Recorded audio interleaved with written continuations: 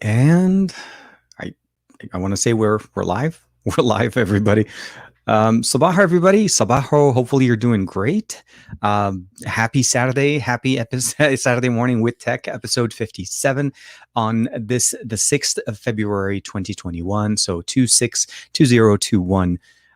In the comments already, it seems like we have Eric and we have Davin in there. Eric is very excited. I see Joey B's in the comment as well. I do apologize for being a few minutes late.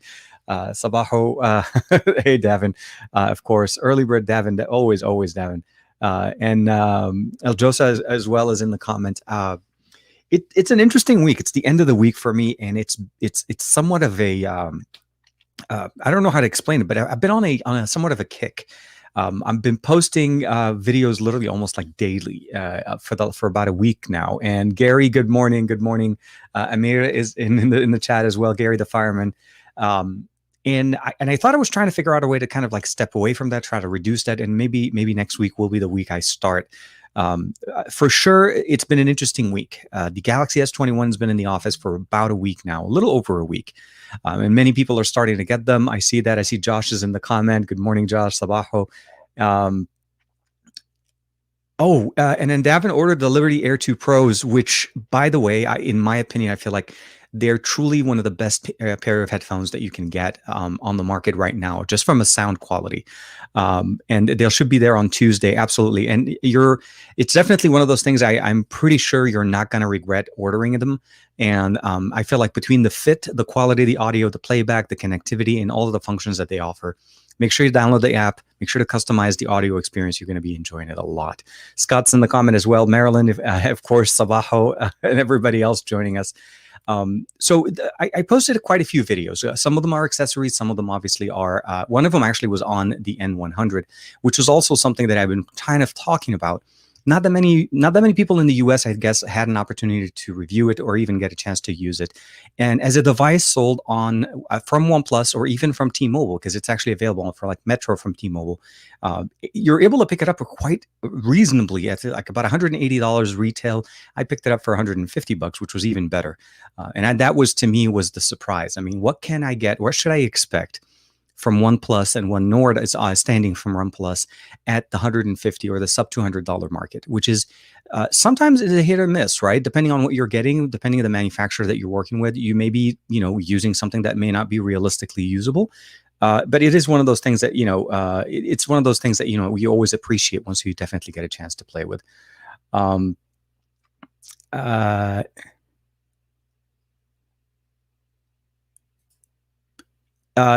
Okay, so so somebody's saying that we should just wait for the OnePlus 9. Well, I guess, yes, if you're able to wait and you're able to, wait till the next release for the device, obviously that's going to be the main event. The other thing I also wanted to talk to you guys about today, obviously, is Xiaomi unveiled the release date of the Mi 11, which essentially was released originally in China. And it was one of those things that I felt like was a little bit of a tease, one of those things. They kind of sent us this little box here. I don't know if you guys could see that. They sent me this little mystery box a while back, and I kind of posted about it on the social medias, on the socials. And essentially, they had 3 clues in there. And so I'm wondering what's going to be coming up on Monday. The 8th is the announced day that they say basically it's going to happen. And it's going to be pretty early for us here in the US. It's about 8 a.m., it seems, I think, right? GMT plus 8 on February 8th, 2021. Let me just bring up the... Hold on, share screen, and we're going to bring this guy up. Okay, so let's say share this. So you can see right there, the announcement was made. It says, here, spotlight on. Let's bring up the actual image. It says, the new generation of movie lovers phone, February 8th, 2021 at 8 GMT plus 8. So live launch. And then, of course, they link all the social media accounts and all of that good stuff. So the short answer is the Mi 11 is coming. The global edition of the Mi 11 is coming, which is something that is different than what we've seen in the past. So every review, everything that we've seen from other creators up to this point have all been using a Chinese version of the Mi 11. So the Mi 11 came out in China. It's been out actually since if I'm not mistaken, it was announced at the end of 2020, which was supposedly the first announcement of the Snapdragon 888 device, and it was launched in mid-January. So about a couple of weeks now, a few weeks now that it's been available. So let me see some of the comments here real quick. So Jason Stain, I'm still waiting for my order from Samsung because I ordered it in titanium silver, and it will be shipped in about 5 weeks. So there's some delays also, and if you customized it, you get some of those delays as well. There was always a little bit of a delay. For me, actually, surprisingly, if I can actually find it, the only thing that was delayed from my order on this was the S View cover with S Pen case. So this is the case that pretty much just looks like a regular S View, but it has the S Pen with it, and that was the only delayed one. And I got that one, I think, yesterday, a couple of days ago. I had it with me on Wednesday, I want to say. But yeah, no, definitely, it's something to do with Samsung's. They're trying to keep up with the orders. A lot of people pre-ordered because of the savings that you were able to get. So BlackBerry OS phone under $300, would it be a hit? Depends if you need to use it, if you need a keyboard, and if you're comfortable with the way BlackBerry's, especially, I'm assuming it's a key or one of their latest last launches. It depends on the form factor, and if you're comfortable with it. Realistically, it's more it fits more, I would say, business style, because it's very, very functional for app shortcuts, functionality, sliding with the keyboard. You do get a smaller display. The cameras are decent as far as performance. It does record 4K, but I think it's more about what you need, and if it fits your needs, I think, yeah, for $300 less, there's no question, it's not a problem. Can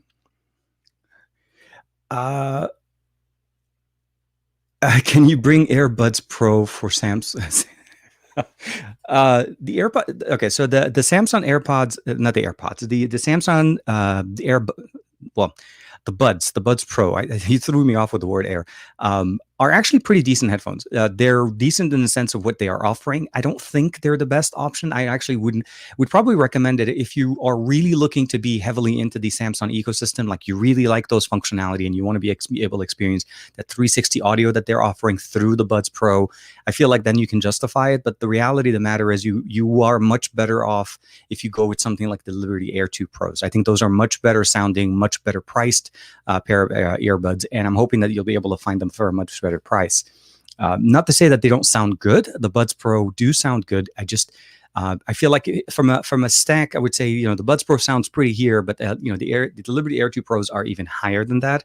And that's something to just kind of talk about the audio tuning that you're able to kind of customize with them. So yes, I think if you really have to kind of look at it, so the picky player is saying is OnePlus is my experience offers the best experience. The best combination when it comes to software and hardware. Up to this point, I feel like OnePlus has been doing really nicely in the overall performance. And if you really kind of have to pay homage or at least appreciate what OnePlus is doing when it comes down to at least the Oppo heritage, right? Because that's really where 90% of what we see with OnePlus. They're leveraging a lot of the Oppo like heritage learning experiences. Like the 8 Pro shares the same panel as the Oppo Find X2 Pro. Those are things that you have to kind of appreciate what we're getting there. And I think OnePlus in the US has definitely come such a long way from when we first saw them with the original OnePlus One or the original OnePlus. So that I agree. I mean, as far as the combination, there's no question. I feel like the OnePlus 8 Pro in 2020 was a massive hit. The OnePlus 8T was a silent hit as well, because it took some of the major things that we liked about the OnePlus 8 Pro, but it also gave us 65-watt charging. It gave us the, obviously the 120 hertz display gaming experience on a 1080p. So it was somewhat of a nice combination between the two, and it's reasonably available actually right now on the market. Yeah, quite a few people's orders have been delayed, and again, depending on the color that you pick, I ended up going with that new Phantom Black, the color that they invented at the launch event, and for me, it was definitely a reasonable. But at the end of the day, this is my philosophy in life. Look, regardless if your phone is made out of plastic, looks great, and everything like that, if you're not using it with a clear case, meaning if you're putting it in a device or in a case like this, the chances of you seeing the color that you're picking realistically is almost 0 to none, because you're not going to notice it. Even like this case specifically even covers the back plate of the actual glass. So you don't even get the chance to see that there. Realistically, I probably would say if you're going to be rocking it with a case, I wouldn't really pick too much I wouldn't hang too much. I would basically order whatever color comes out first. Because at the end of the day, again, if you're not looking at it all the time, the color doesn't really change the experience. There's no real uniqueness into it. This isn't a special edition. It's more of a color. So if you're okay waiting for it, then definitely go for it. Otherwise, if you're casing it, I recommend just going with whichever you feel like looks the best of what's available at the earliest delivery date. Chemi's in the comment, definitely, Gary. So Gary's jumping in. So the Soundcore app is the best audio app I've ever used on iOS or Android. Absolutely, absolutely. The work that they have done for Soundcore. So Soundcore as a brand is an Anchor sub brand. But it actually has built up its own presence when it comes down to audio performance, especially with the Liberty Air and the Liberty 2 Pros. So those pair of in-ear headphones are actually one of my favorite headphones to use, especially for workouts, going outside, phone calls, listening to music, if anything. The ability of tuning the experience and actually having it go through a tuning mechanism. And I say that because it actually plays audio levels all around and trying to basically tune the experience to the way you hear, because that's truly the difference between most earphones that you get on the market right now. They get a specific pair of earphones and they give you basically 4 or 5 different EQs and they leave it there. They basically say, we're thinking we have a good curve that covers like 99 or 95% of the listening audience. And the reality at the end of the day, listening has multiple factors: your hearing condition, your age, your basically maybe even preference into the type of music. So the Liberty Air 2 Pro, the app itself, for the price that they're selling for, honestly, provide us such a good experience that I feel like it's one of those silent hits that a lot of people are not noticing. So if you haven't had a chance to, check out the video that I posted on the Liberty Air 2 Pros not that long ago, and they're definitely very, very nice. So I'm totally with you on that, Gary. Always, always good. Rolando's in the chat, My Tech Reviews. Make sure you guys check out his chat tomorrow. I'm going to be jumping in real quick and having a quick chat with him.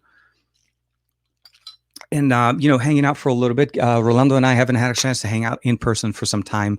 Last time we hung out was actually at a OnePlus event in New York, of course. So definitely looking forward to that part. Angel is saying here, I pre-ordered my S21 Ultra Black from Sprint Company. I'm surprised you're able to still order it from Sprint. I think you probably ordered it directly from T-Mobile or maybe one of the Sprint resellers available still. So Fabian is saying the S21 Ultra is king. To a certain aspect, I feel like the Ultra is the king of all Samsung S20 line of devices, or maybe the best. It is actually the best of what the Samsung S21 line of devices is. Absolutely. Is it the king on the market when it comes down to Android devices? That's a debatable conversation. And I say that because it depends on what you're needing and what you're looking for. An example would be this. If you're looking to be able to use an SD card, very simple, very easy. And I think here it is. So an SD card, as you guys could see right there, you can't do that anymore. If you want to use a headphone jack, you can't do that anymore. So those are things that you have to keep in mind when you think of the Ultra. Performance, when it comes down to the word Ultra, at least the way I see it, Ultra is the best and it's everything. We're missing some things in the S21 Ultra this year. This is something that we have to keep in mind. But it still is, again, as you said, the best of what Samsung has to offer. So that's something to keep in mind. Angel jumping in here. I have 2 questions in this trend of no charger in the box, going to be permanently by cell phone companies along with headphones, and any word on the S21 FE being a possibility. So at this point, the FE is quite a ways out. If they stick to their plan, which I'm pretty sure Samsung will, because the S20 FE did so well for them. It's more than likely going to be coming more later in the year once they've kind of depleted the initial wave of S21 lines, because for the most part right now, they want people to look at their low inexpensive or the low end version, which is the S21. That's the standard model. And of course, all the way up to the S21 Ultra. So if they put in the FE, which generally would be cheaper, at this point, it kind of cannibalizes their own line. So they don't really want to jump from, they don't want to compete with themselves. So if anything, they'll release it later when the Note line comes out. And then, of course, then you'll get it for the much cheaper price, which I think that makes more sense for their market. At the end of the day, though, I think the FE will probably do much better than all of the S20 line of devices or the S21s early this year, because of the fact that I feel like even at $799, I feel like the S21 should have been the S21 FE, and it really should have been 600 and something, because of the way the experience is what we're getting there. We're getting, for the most part, the same sensors as what we got last year. We do get the Snapdragon 888, but we get the plastic back. We get a 1080p panel at 120 hertz. So a lot of the same experiences that I would say, kind of mimic or kind of what we would expect to get in the FE line, but we're getting that as the standard S21, which means at the end of the day, Samsung's going to really reduce the experience even lower than the S21 to give us the FE. And I don't think that that's a good combination. I think the S21 would probably be the FE at the end of the year because of the tailored experience that we have here. Greg is in the comment. Good morning, man. Hope you're doing well. I was telling Davin, I usually slap a skin on it after a few weeks, anyways, and that's true. Exactly. If you're going to experience the device in a different way, like let's say an example would be this: you're buying a Samsung, you're buying a Xiaomi, you're buying a OnePlus or whichever, but you installed Nova as your launcher on Android. The reality of the matter is, at the end of the day, you're really more into the hardware than it is to the software experience. And if you're looking into the hardware to basically make it, again, when you're not using it with a clear case or you're using it without a case, at the end of the day, a lot of the times these colors don't really do much for us as far as the actual usability because they're in a case, and generally most cases cover the back. There are options obviously on the market, and I did a few videos for the S21 line that give you the ability of getting a rugged case with what's it called, see-through, so you can enjoy the color of your device. So those are the things you have to kind of keep in mind. Samsung makes a couple of cases, one with and one without a kickstand. So definitely nice. And if you're going to be putting a skin, I'm interested to find out what skin you're going to go with. Let me see here. Oh yeah, Rolando, tomorrow for sure we're going to hang out and we'll chat. Let me see here. Okay. Oh, okay, good. So it looks like, hold on, let me double check here. I think I missed something. Greg, good luck with that. Good luck with that, man. Picking up a car with his daughter today. Oh, so here. Actually, sorry. Let's jump in real quick to Davin David. So I'm not sure how helpful the S21 FE will be unless they will stop selling the S20 FE. And I think at some point or another, the S20 FE is basically be rolled out at some point. The S21 FE, if anything, will be very much a much more tailored, I'm not going to say watered down, very much, there are going to be certain things that are going to be gone, right? They're going to take out certain things from it. Unless at that point in the time, there's going to be the 888 plus. And if we do get that, then at that point, that maybe makes sense a little bit on how they'll be able to save some money. But yeah, I wouldn't imagine them having the S20 FE and the S21 FE out at the same time. It's more about providing the option for the S20 line or the S line to have a somewhat of a comeback at the end of the year. We're starting to see some blending, though, between the S line and the Note line, because now we finally have S Pen support on an S21 or an S21 device. So we'll have to see how that comes up. Perch saying is the Snapdragon 885, is it still capable in 2021? And so here's the thought on this. Okay, so we are at the Snapdragon 888. The 855 is literally 2 years old, right? So we're talking like roughly around the Pixel 4, Pixel 4 XL. The reality is, if you're going with the 845 to the 855, 865, 888, all of these processors are very much within a small percentage of improvements of performance year over year. We're not talking landmark, jump. We're not talking like you just came from the Snapdragon 810 and you're saying is the 855 capable. So at the end of the day, when you look at them from what you can do with those processors, the fact is you're probably not going to have 5G on them. But as far as performance and what the device can do, there's no question that it'll hang tight with any of the devices that you see in the market right now. The difference is a little bit of speed, but for the most part, 4K recording. You'll still have great processing power, really good battery performance on this. The 855 is definitely one of their good processors. There was not a big debacle going around the 855. So if you're looking for an 855 in 2021 or even, just moving forward, I think the only limitation you have to keep in mind is whichever device you pick up, make sure that either software support is still going on. If it hasn't just kind of gotten out of that process, because that's where you kind of start getting a little bit off.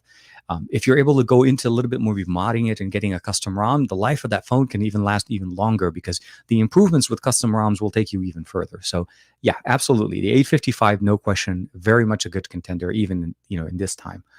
I think Davin's jumping back in with a conversation there. I told this to Juan on our best of our week, which is, by the way, another live stream that we do here on the channel. Actually, no, I said take that back. We were doing on the channel, so we're transitioning that live stream. If you guys are familiar with, obviously, you've seen every Thursday or so, we have a live stream on the show called the Best of Our Week, and it's a collaborative effort between Juan Carlos Bagnell and myself. What we get there essentially is us hanging out, and we kind of talk to you guys, and we kind of chit chat. So during the live stream, I did mention to him, basically that we are going to be moving over. So that was the whole thing. We're moving over to having our own channel for that. So the Best of Our Week channel, the Best of Our Week on Twitter, Instagram, and all of those. So it's going to be one of those really nice endeavors that we're kind of basically hopefully looking forward to some of your support. So if you haven't checked it out, check out the other live stream, and of course, make sure to subscribe to that channel, because starting next week, our show will basically start airing there. And we've already kind of backed up the episodes, the existing Best of Our Week YouTube episodes, to that channel, and they're slowly going to be transitioning there. So that's short answer of what I'm trying to say.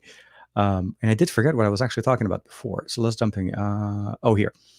Zia saying is, I wish Samsung would give a higher trade-in value for the mid-range phones. I think flagship phones aren't worth it anymore. What are your thoughts are? So one thing we noticed in 2020 was that the mid-range market started to pick up a lot more, because what we've seen essentially is a polarizing effect of the flagship market. And what I mean by that is everything that is, whenever a company is starting to release a flagship phone, we started to see them. They were basically $1,000 plus.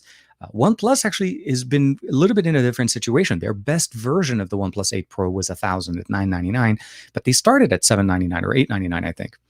So that made it so that the mid-range department became a little bit higher valued, meaning more people wanted to buy things back into the $500 to $600 to $700 market. And I think that's where we're starting to see more. I agree with you, the fact that Samsung's trade-in values are a little bit more skewed toward their high-end market. So what they're trying to do essentially is this. If you've traded in things to them with them over year, you'll notice that they generally tend to give a little bit more money, actually more closer to the market value of their flagship devices than they tend to do that to the mid-range. The mid-range, they kind of just tank it. And I think it's mostly done based on the demand. And it's nothing to do with the fact that the mid-range is not as expensive. At the time as they're taking the phone from you, mid-range devices, if you just adjust for the market, mid-range will basically drop into the more budget-friendly side pricing, where the flagships jump down to the mid-range pricing. If that's a concern for you, and if you're looking at it in the sense of I'm trading in my phone and I'm not getting enough value, you may be better off literally not going into that S21 line in 2021 and buying an S20 at a much cheaper price and still get all of the benefits, like, One UI 3.0 just got pushed out to that. Speaking of which, I just got One UI 3.0 on my Z Fold 2 this morning, and I was excited because, again, it's one of those things that you get to appreciate. So I really would like to say, look, buying a year-old flagship in the current year is honestly the best way to get a very good performer, very good feature set, and of course, software-supported device in the year. Not to say that the current ones are not valued right. It's just that I'm just saying flagships are going, again, $1,000 plus, but the S20 Ultra from last year was selling for about $650 used on Swappa, and they were giving us $700 for that. So the reality of the matter, if you think about it, it would have been much better to buy an S20 Ultra, which, by the way, still had an SD card, still has 5,000 milliampere battery, has the faster charging. There's a whole bunch of things that you would recommend. But as far as mid-rangers and so on, I think, it's more what they're trying to do. They're trying to lead the market to try to buy more. I think the mid-rangers are really where most people are going to be sitting in, because those are realistically the devices that give you the best bang for the buck at this point. The $1,000, $1,200, $1,300 phones, it depends on what you're getting from it. I mean, let's talk a little bit about more pricing. That's a really good way to segue into what we saw with the Mi 11. So the Mi 11 launched in China, and from what I've seen, at least the translating cost factor, it was basically transferred into about roughly $600 US. So if you wanted to buy one, import it, and maybe try to get Google services on it, that was roughly what you were looking into getting, about roughly $600. Now, I don't know if that's, again, what they're shooting for on Monday. The reality of the matter is there's going to be adjustments. And what we're saying essentially is that they're going to adjust to for the market is. It's a global launch. Spotlight, it looks like they're focusing on movies and so on. So those are the main things that you want to keep in mind. What I would probably say, though, is Mi or Xiaomi, from a smartphone manufacturer for the Mi 11, there's a lot to be liked there. There's a lot of good things going on with the Xiaomi Mi 11 that I'm really excited to see how they translate that into the global market. Now, I would imagine, obviously, Google Play services, obviously, that's going to be the biggest difference between the two models, because China models don't usually need Google Play services. In China, there's no Google Play services don't work. You need a VPN and a whole bunch of stuff. So from a general consumer, I feel like $600 is reasonably priced for that market. So if we really look at what we're looking forward to, I think we're getting a really good flagship experience in a really good price for a smartphone. My hope essentially is on Monday, when we see the pricing on what comes out with the Mi 11, it doesn't go up so much that it stops becoming a good valued price.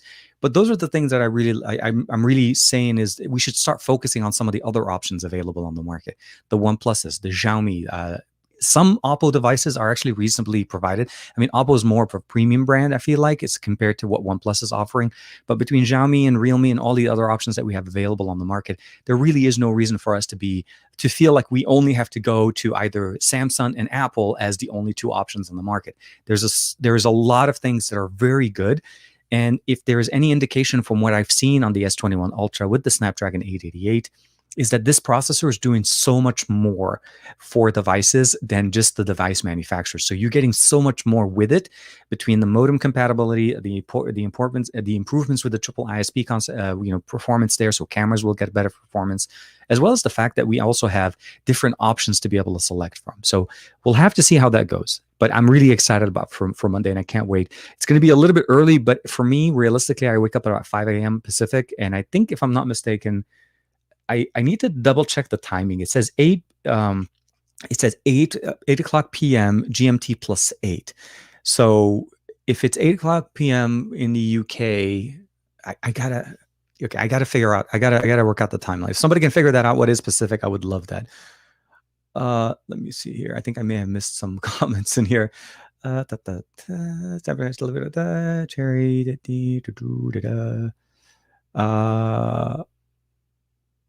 Yeah. Oh, so Marilyn actually is one of the performance. Exactly. She says, I always use a clear case, often one from ESR, the ESR ones.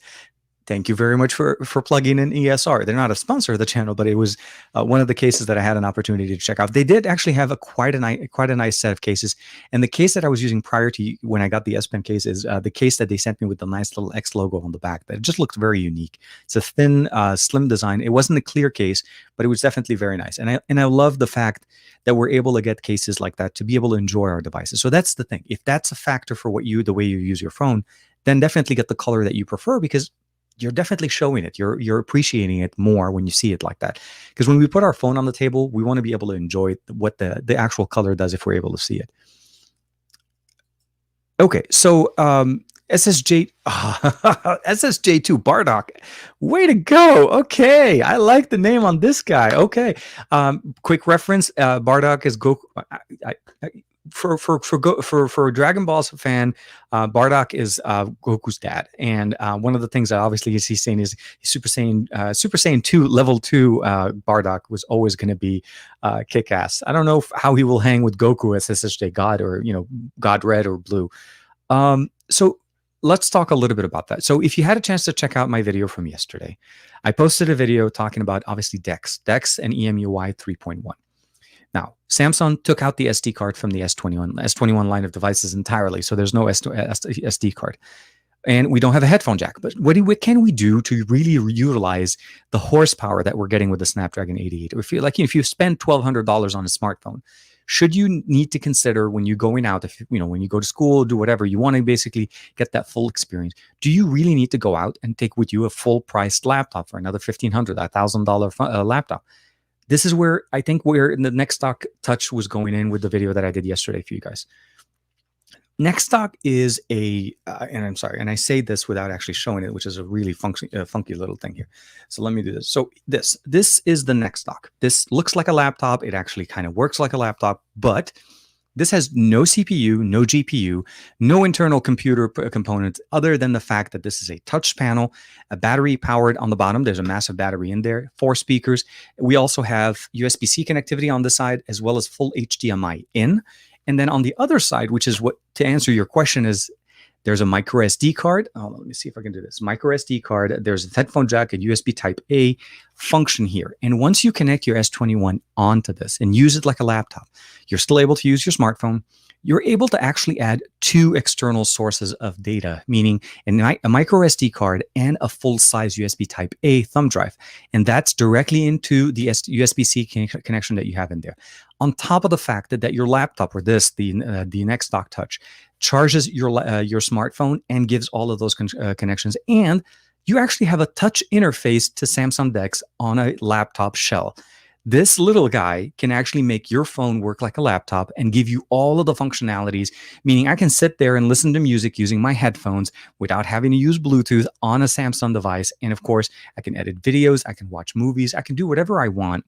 And you're still able to use the S Pen functionality on the S21 Ultra as a graphing or drawing functionality directly on the smartphone, because the S Pen has its own unique features in there. So you didn't miss the comment, but what I wanted to kind of lead into, I was trying to shoot for that a little bit in a few minutes into the show.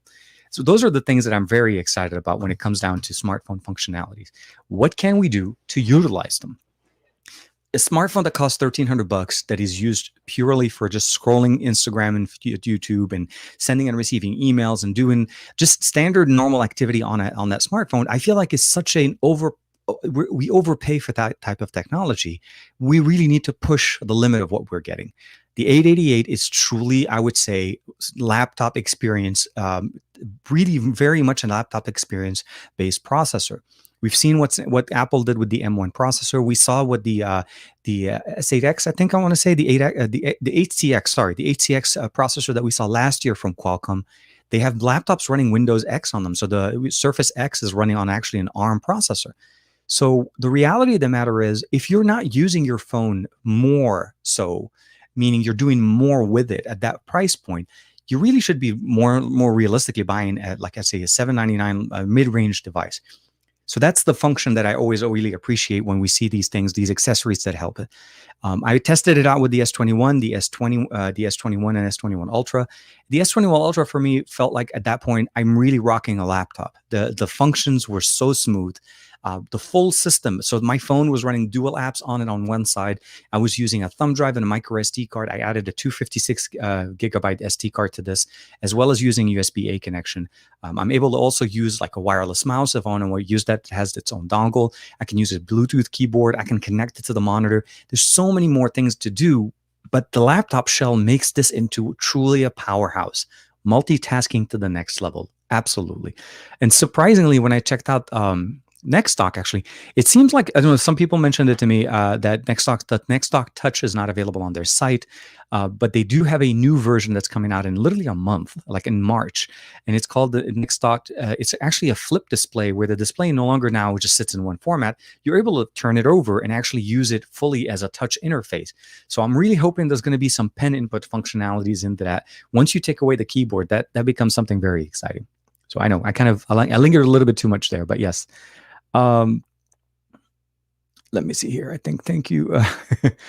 Oh, here, Donald asking, good morning, TK. TK was just wondering what wine bag now, and you are thinking about, what are you guys thinking about LG? Okay, wrapping it up next year. So we haven't heard much from LG since the initial conversation, and that's been a couple of weeks now. So the conversation on this has kind of went quiet. My LG PRs haven't been really communicating. I haven't really heard much. I know last year, roughly by this point, we were getting ready to start learning us about what's coming up with the V series. So I'm hoping that in the next few days or the next weeks or so, we'll start hearing some things about that. I'm excited to see what they could do with the V70 if they are still working into pushing it and getting us a little bit more with what they're able to do. We know at least from CES that they're working on their rollable version of the LG smartphone. So that would probably be part of the Explorer program. The V series wasn't really part of that. So we'll have to see what they're doing. Is it realistically that they'll go away? Not really. More than likely, they're going to probably be taken over or maybe transfer their functionality or their smartphone department into maybe another ODM, meaning the name LG will continue, but it may not be built by LG, but at least the essence of what we're getting there will be there. I'm hoping that we still have more options. The V60 from last year is still a very capable smartphone, and I think if you're looking for something in 2021 at this point, for dual screen support, pen input support, large battery, large display, very nice cameras, kick-ass cameras that it comes there with a headphone jack and a quad DAC supported there. The V60 still doesn't have much actually. There's very few smartphones on the market outside of Sony that really can kind of closely compete with it. And I still think that LG has a better DAC on their audio performance. And from an all-around performer camera, like front-facing, back-facing camera, you definitely get a little bit better experience with the LG V60.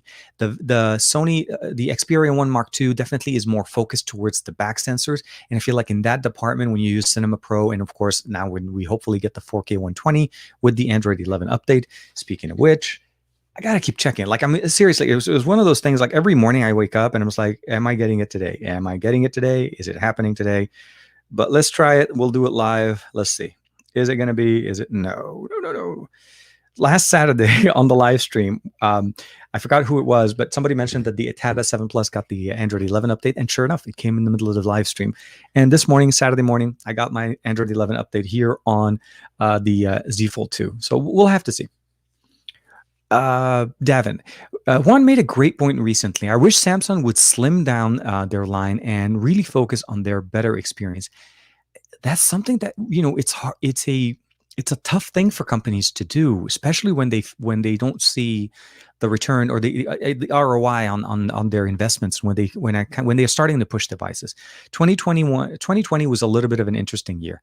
At the beginning of the year, Samsung had their launch for the S20 line of devices in San Francisco in February, and the smartphones were starting to ship out at the beginning of March. But that was roughly when the actual pandemic hit, the situation that kind of happened hit the US. And as far as things shutting down, people not being able to go to stores and check that out. So there was a big hit into what the S line of devices did in 2020.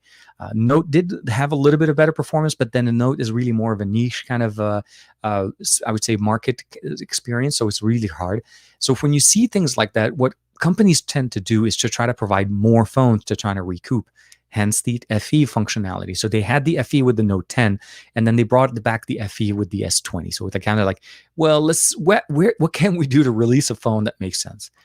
Samsung truly has a lot of devices on the market. Some of their better performance are generally devices that most of us don't see a lot of coverage on. The A series is one of their biggest movers. Having them focus on more or better performance, I think it will always be the goal for any tech enthusiast, for anybody watching, for anybody listening into Samsung's performance and seeing what they have. And I hope that they do that. I hope that they do focus on that. And I really hope that when they say the word ultra, when they put the best of the best on their moniker, or they try to put it out, is to truly give us ultra. I mean, when you're charging that much money, there's no reason why we don't have an SD card. There's no reason why we lost MST. There's also no reason why not to have 45-watt charging. Things that they've used in the past. They still sell the 45-watt charger that supposedly is their best. But guess what? They don't have a phone that supports 45-watt charging because Samsung. I don't know. I don't know how that makes sense. They released it with the S20. They kept it around the S21. You can still buy it, and it does cost more. But it doesn't charge the device faster because, well, the S21 line only support 25 watts. So we'll have to see what happens there. I don't know where Samsung felt like the 45-watt charger was not doing it, was not working great, but we didn't see it come back, and it's been over a year and it's still being sold. So while I hope Samsung will do it, the realism part of me feels like I don't think that's going to happen. I think Samsung's just going to keep doing what Samsung's doing and basically taking pages from Apple. I think that's the end of it. The charger in the box conversation, I think it's going to be very interesting for many, many people, especially because if I'm not mistaken, I think this is where Xiaomi can definitely be a big player in this. The way they address the charger in the box when it comes to the global market. Because in the Chinese market, they did it very smartly. They did it very, very well. For the same price as the Mi 11, if you want to pick up the Mi 11 during, in the Chinese market, you were able to pick up the exact price for the same price, an option either with or without the charger. And we're talking about the charger, the fast charger that they would be able to use with their smartphone. And that was a smart move, giving the buyer the selection, the option to say, look, I want to basically judge, or I want to basically make a decision with my pocket, but I don't want to be forced into it. Samsung didn't give us a choice. Apple didn't give us a choice. They took the charger out, and they basically used this whole, and I don't want to basically sound like I'm harping on them, but they use the ecological factor of saying, well, people have chargers and people have blah blah, and you just go into it. The reality, both Apple and Samsung are in a very very bad position when you know, like when somebody's giving you a story and it doesn't even make sense, but then you're like, they're looking you straight in the face and they're saying it straight. The reality of the matter is this: the only time that the conversation that Samsung and Apple makes sense is if it was somebody that bought a phone from them, and I'm talking specifically to Samsung right now, that bought a phone from them in the last year, meaning somebody that decided to buy an S20 device in 2020 and decided to go to the S21, that conversation makes sense. Because if you were a user of the S10 line, your charger was a USB Type A charger and it only charged with the fast charging, which was about 15 watts, not 25 watts. So that's the first kicker. Second thing, they are selling the charger at the time of purchase. So you're not really saving the world by not including it. You're building an entire whole box, an entire separate charger, and we're having to pay more for it after we've paid $800, $1,000, or $1,200. So those are the conversations. And iPhone's even in a worse situation. None of their previous generation iPhones included it. Only the iPad Pro included a charger that had a USB-C connector. So this whole fallacy of saying, yeah, well, you could just use previous chargers that you have hanging around the house would have totally made sense if we had USB-C and Lightning chargers, or those chargers that they were referring to, for a few years before they started making the transition. Xiaomi is doing it right, given us the option, at least in the Chinese market. We'll have to see what they do on Monday, and I'm really hoping that transition is over, because at the end of the day, users will appreciate when a company is listening to them and thinking about them more than a company that tells them what they should do. And I think that's what we're getting here with the charger. Sorry, I hang with this because when I heard this and I looked at them and then I got my boxes, I was like, it makes no sense. It just makes no sense. I'm sorry. Samsung sometimes just makes no sense.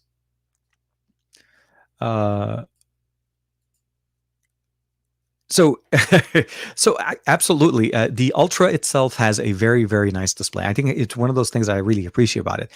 It's a large, very beautiful QHD 120 hertz display. There's a few options, which is weird, that you need to do in the settings to make sure to get that full potential, like meaning getting the phone to run at full power, 120 hertz, and of course, QHD all around, without losing any benefit. And those are the things I really appreciate that.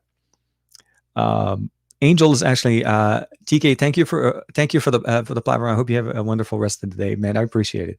Sorry, I'm trying to catch. Oh, boom, and I think I may be a little bit behind on comments. Okay, let's see where we can. Wow, I am very much. Sorry. Ay.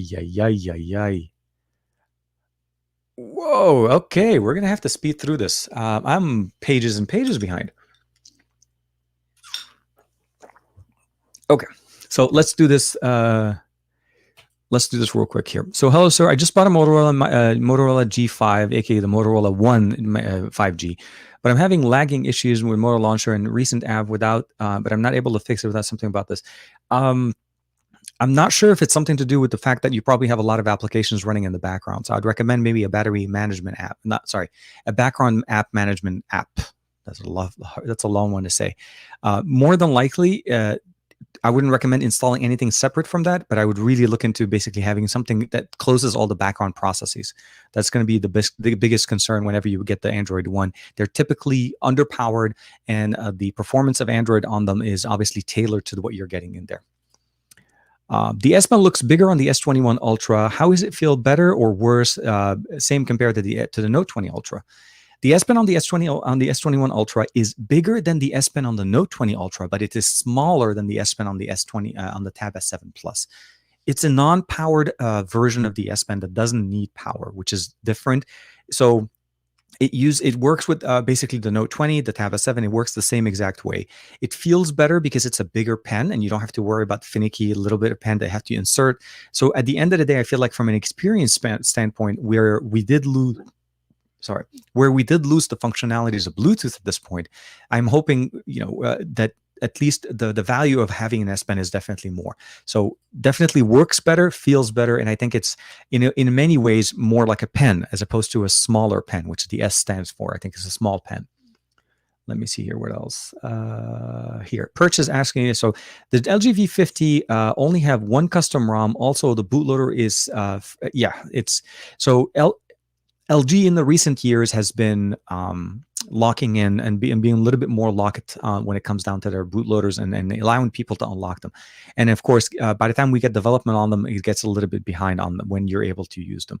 It's something to keep in mind. It's a direction that a lot of companies like to have gone towards. And it's one thing I really appreciate why OnePlus is still one of my favorite smartphone manufacturers, is because they still allow us to just unlock the device and not even lose the warranty on it. Sorry. I appreciate it. Always appreciate it. Let me see here. Cheaper phones generally have worse resale value. You have to keep in mind, yes. So if you bought the phone originally at a budget price, you're probably not going to be able to get the same price point. Very few phones keep the price point that they originally sold at. I think OnePlus is one of the very few that keep a good resale value. Samsung phones generally do as well, but most of the time, like you said, it doesn't really keep up in there. Latrell, sorry, Jennings is saying, what's up, hey man. Sabaho, Rafael, Matt Tyler, finally, hey man. Matt Tyler jumping in saying hi, still at work, of course. Hopefully we'll get a chance to chat. Samsung J4 Plus is on custom ROM, waiting for the Samsung to release the One UI. To release the over-the-air One UI 2.0. So it's one of those things you have to kind of appreciate. So it sounds like you're using custom ROMs that are based on stock. So it's a custom stock ROM, not a custom ROM per se. So yeah, if you're waiting for it, obviously most devs are going to be waiting for the original kernel source to be able to actually release whatever they need. But hopefully that'll happen very soon.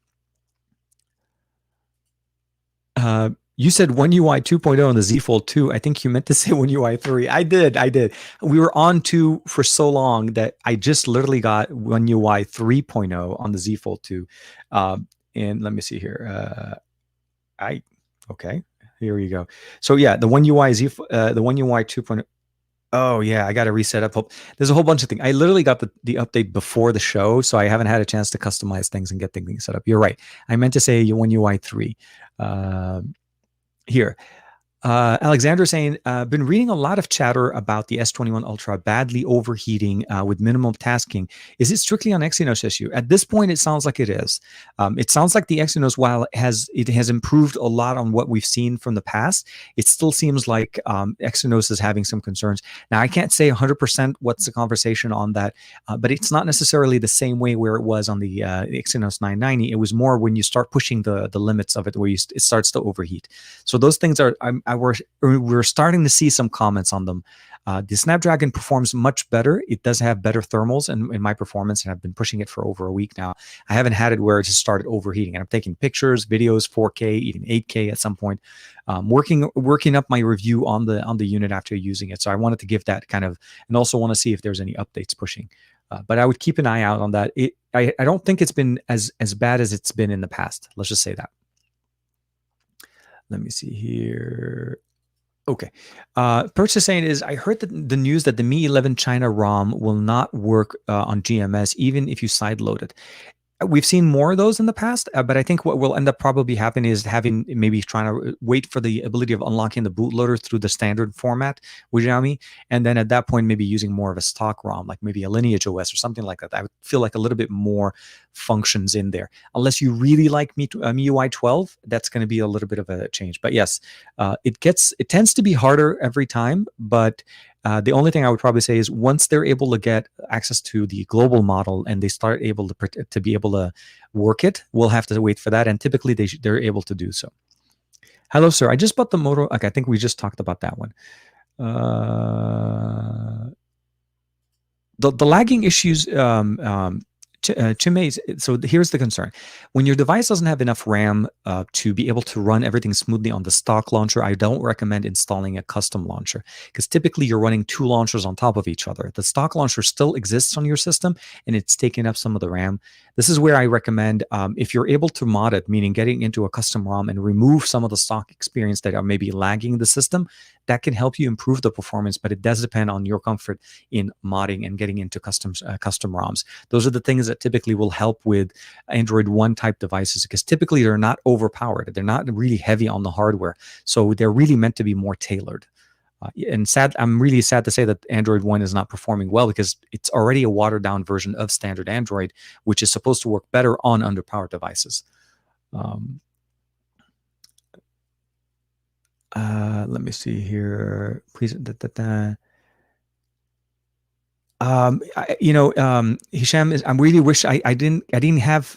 I've been working on trying to get an Exynos 2100 smartphone, and the S21 Exynos version. I haven't received that yet. So once I am able to basically do is just a straight comparison between the two, we can definitely see the benefit. The one thing I would probably say the biggest difference between the two right now, it's coming out. At least a lot of people are talking about the performance, although it has improved quite a bit from the Exynos 990 to the 2100. Some of the concerns that they had with the 990 is still somewhat present here. Vinu Gaming affiliate, she said, "Hello, sir. I'm watching your video in India on Samsung Galaxy S21 Ultra Snapdragon 888, the Exynos 2100, the best." Uh, okay, so you combine the Exynos and the they're truly the best when it comes down to what you can get. I think to this so far, we have only seen Samsung's take on all of this, right? We really need to start seeing some of the other players. So Xiaomi already released it, but again, it was more market specific. We are very much days away from the release of the brand new one. I think once I'm able to get my hand on one of those, and we'll be able to basically get access to start doing comparisons. Does the 888 really perform best on Samsung, or is it on Xiaomi? Is it on Poco? We'll see the lineup of devices that are going to come up at the end of this year. So we'll have to see how things are. Greg is back. Welcome back, man. Hope you guys had a good time picking out the car.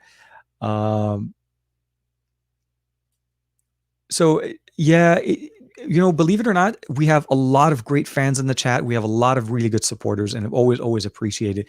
And I hope, as time goes on, we get more people to hang out with us. So if you like the show, make sure you hit that like. Make sure you share that with your friends, and hopefully we'll make this into a massive party. And we'll see if we can ever overwhelm me with the amount of comments that we get on the chat, because I love responding to everybody, but I always really appreciate you guys showing up and hanging out with me. Raphael's jumping in. Wireless DeX for laptops is going to shift things. So hear me out, Raphael, and this is really more of my personal opinion.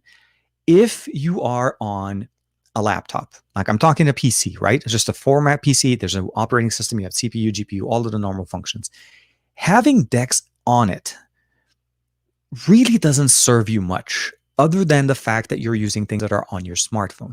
So to me, Samsung DeX on PC, although it was a really nice idea at the time, and after using that, I've been having access to it for over a year, I can truly tell you that you 9 times out of 10 will end up doing things on your PC more so than you do it in DeX. And the reason behind that is not that it's not functional, but essentially what we're talking about is like if you have access to a Chromebook and a Windows PC, and you have them both side by side and they're both powerful, generally you're going to stick to whatever your normal system is. And even if you got Chrome OS to run on a PC, if it's a secondary window like a VM, a virtual machine, you're really going to default back to the main system. So in my opinion, I think on laptops, it doesn't really serve the purpose as much as it does when you're sitting in the living room and you connect it to your TV, or if you use something like the Next Dock where your phone is your laptop. That's the main benefit of having something like that. So those are the things that I really appreciate. That's one of the reasons why I really like Samsung's DeX implementation. It has improved so much.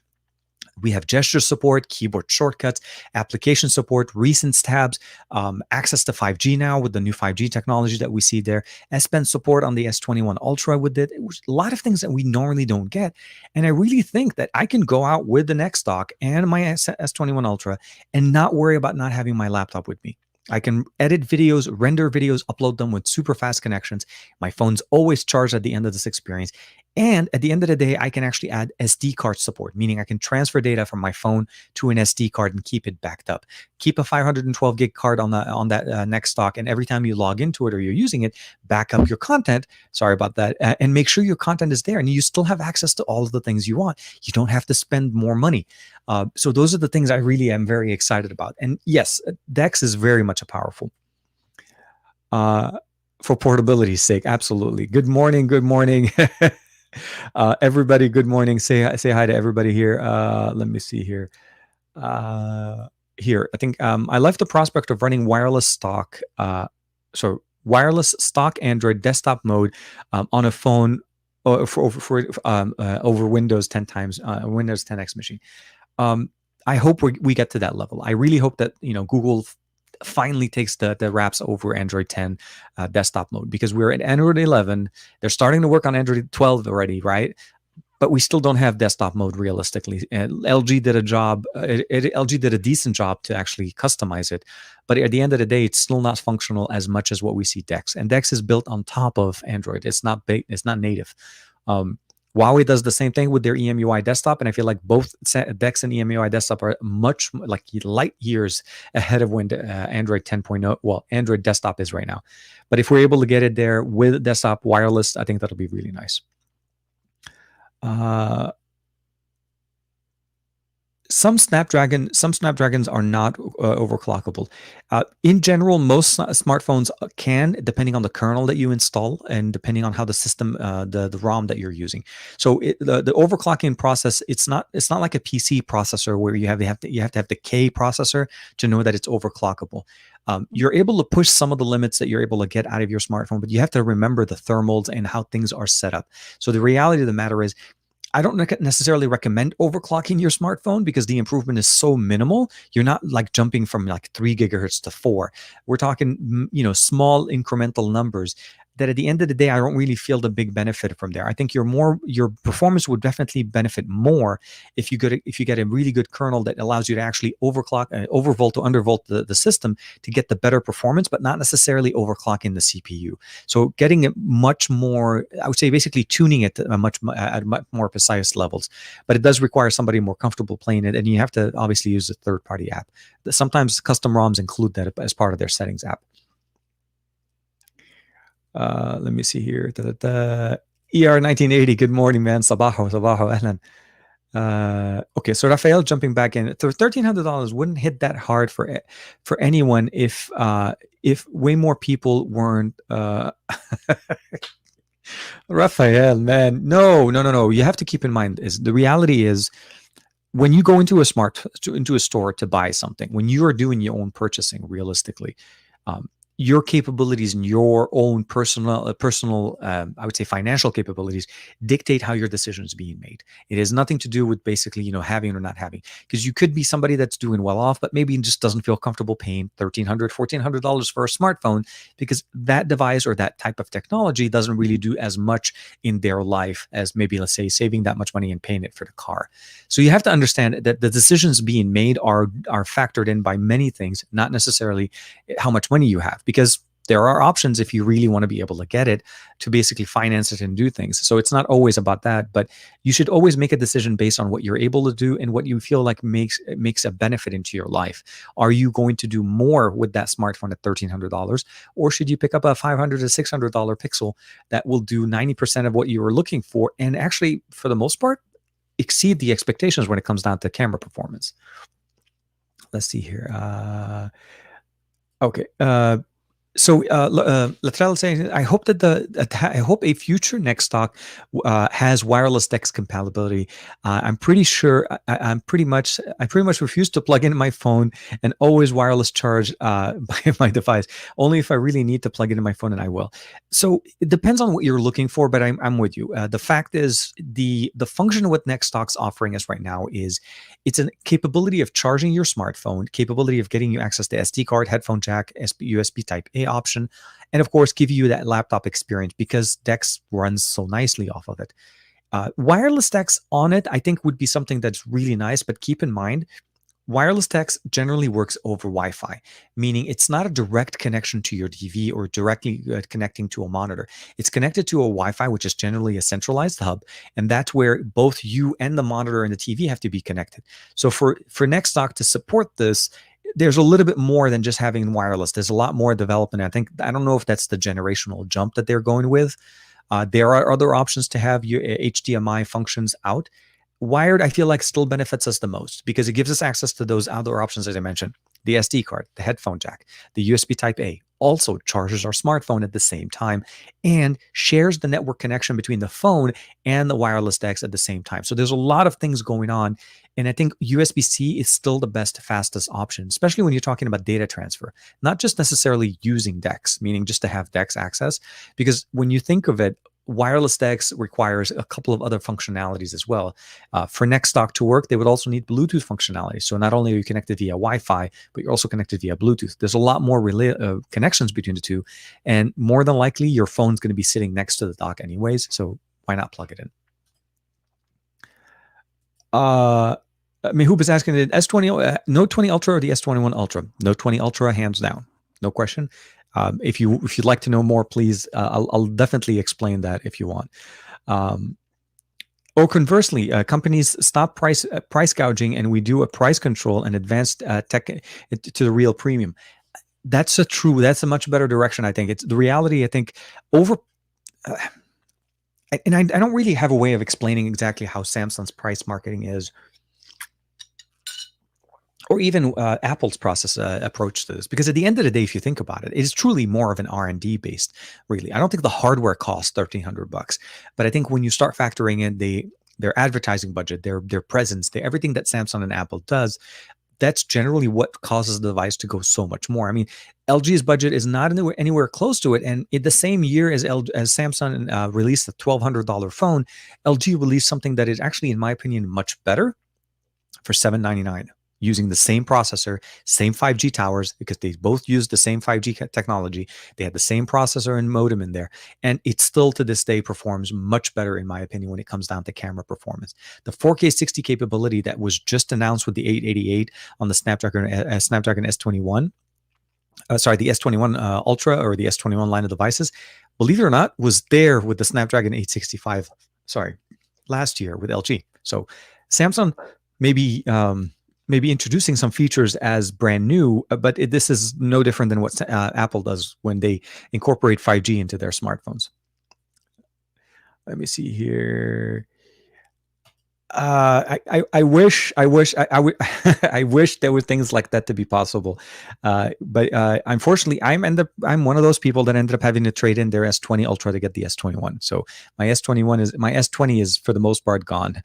Let me see here. Oh, here. So Raphael is asking I think the Pixel 5 level devices should be freely distributed by government to 18-year-olds over citizens, which would be a really good.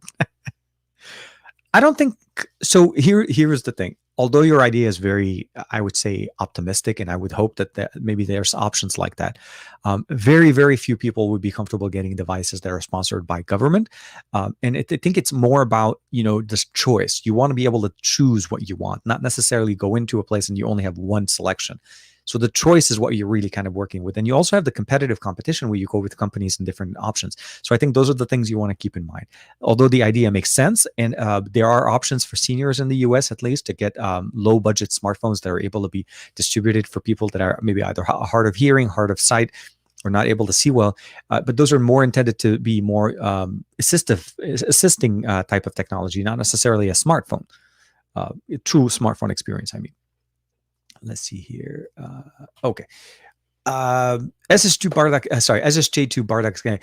Okay. So like an upgradable, like a portable upgrade, for me, it's important to restore my data, even if the phone dies. Since I hate backups, data backing up to the cloud, that one criteria of a smartphone should always have. Most smartphones have that. Actually, believe it or not, most smartphones have that. OnePlus has the OnePlus Switch that is, the OnePlus, I think it's OnePlus Switch. And then, of course, we have Smart Switch that's built into Samsung devices that also has a desktop application. You're able to back up all your data off of it. Cloud backup is always a choice. I think local storage backup is always better for you because it gives you the ability of not only having access to all your data, but you don't have to pay for it on a consistent basis. Cloud storage is more convenient because you're easily transferred from one device and you can access it with the next device. But at the end of the day, it's online. You don't have your data, and we're really becoming more reliant on, online content. So as much as I agree with online being the best way, I think definitely local storage, if you have a NAS, or even things like, actually, there's something that I'm actually going to be releasing a video on it next week. It's a SanDisk iXpanse wireless charger that has a very unique function, is built-in storage to back up your videos and your text messages and so on.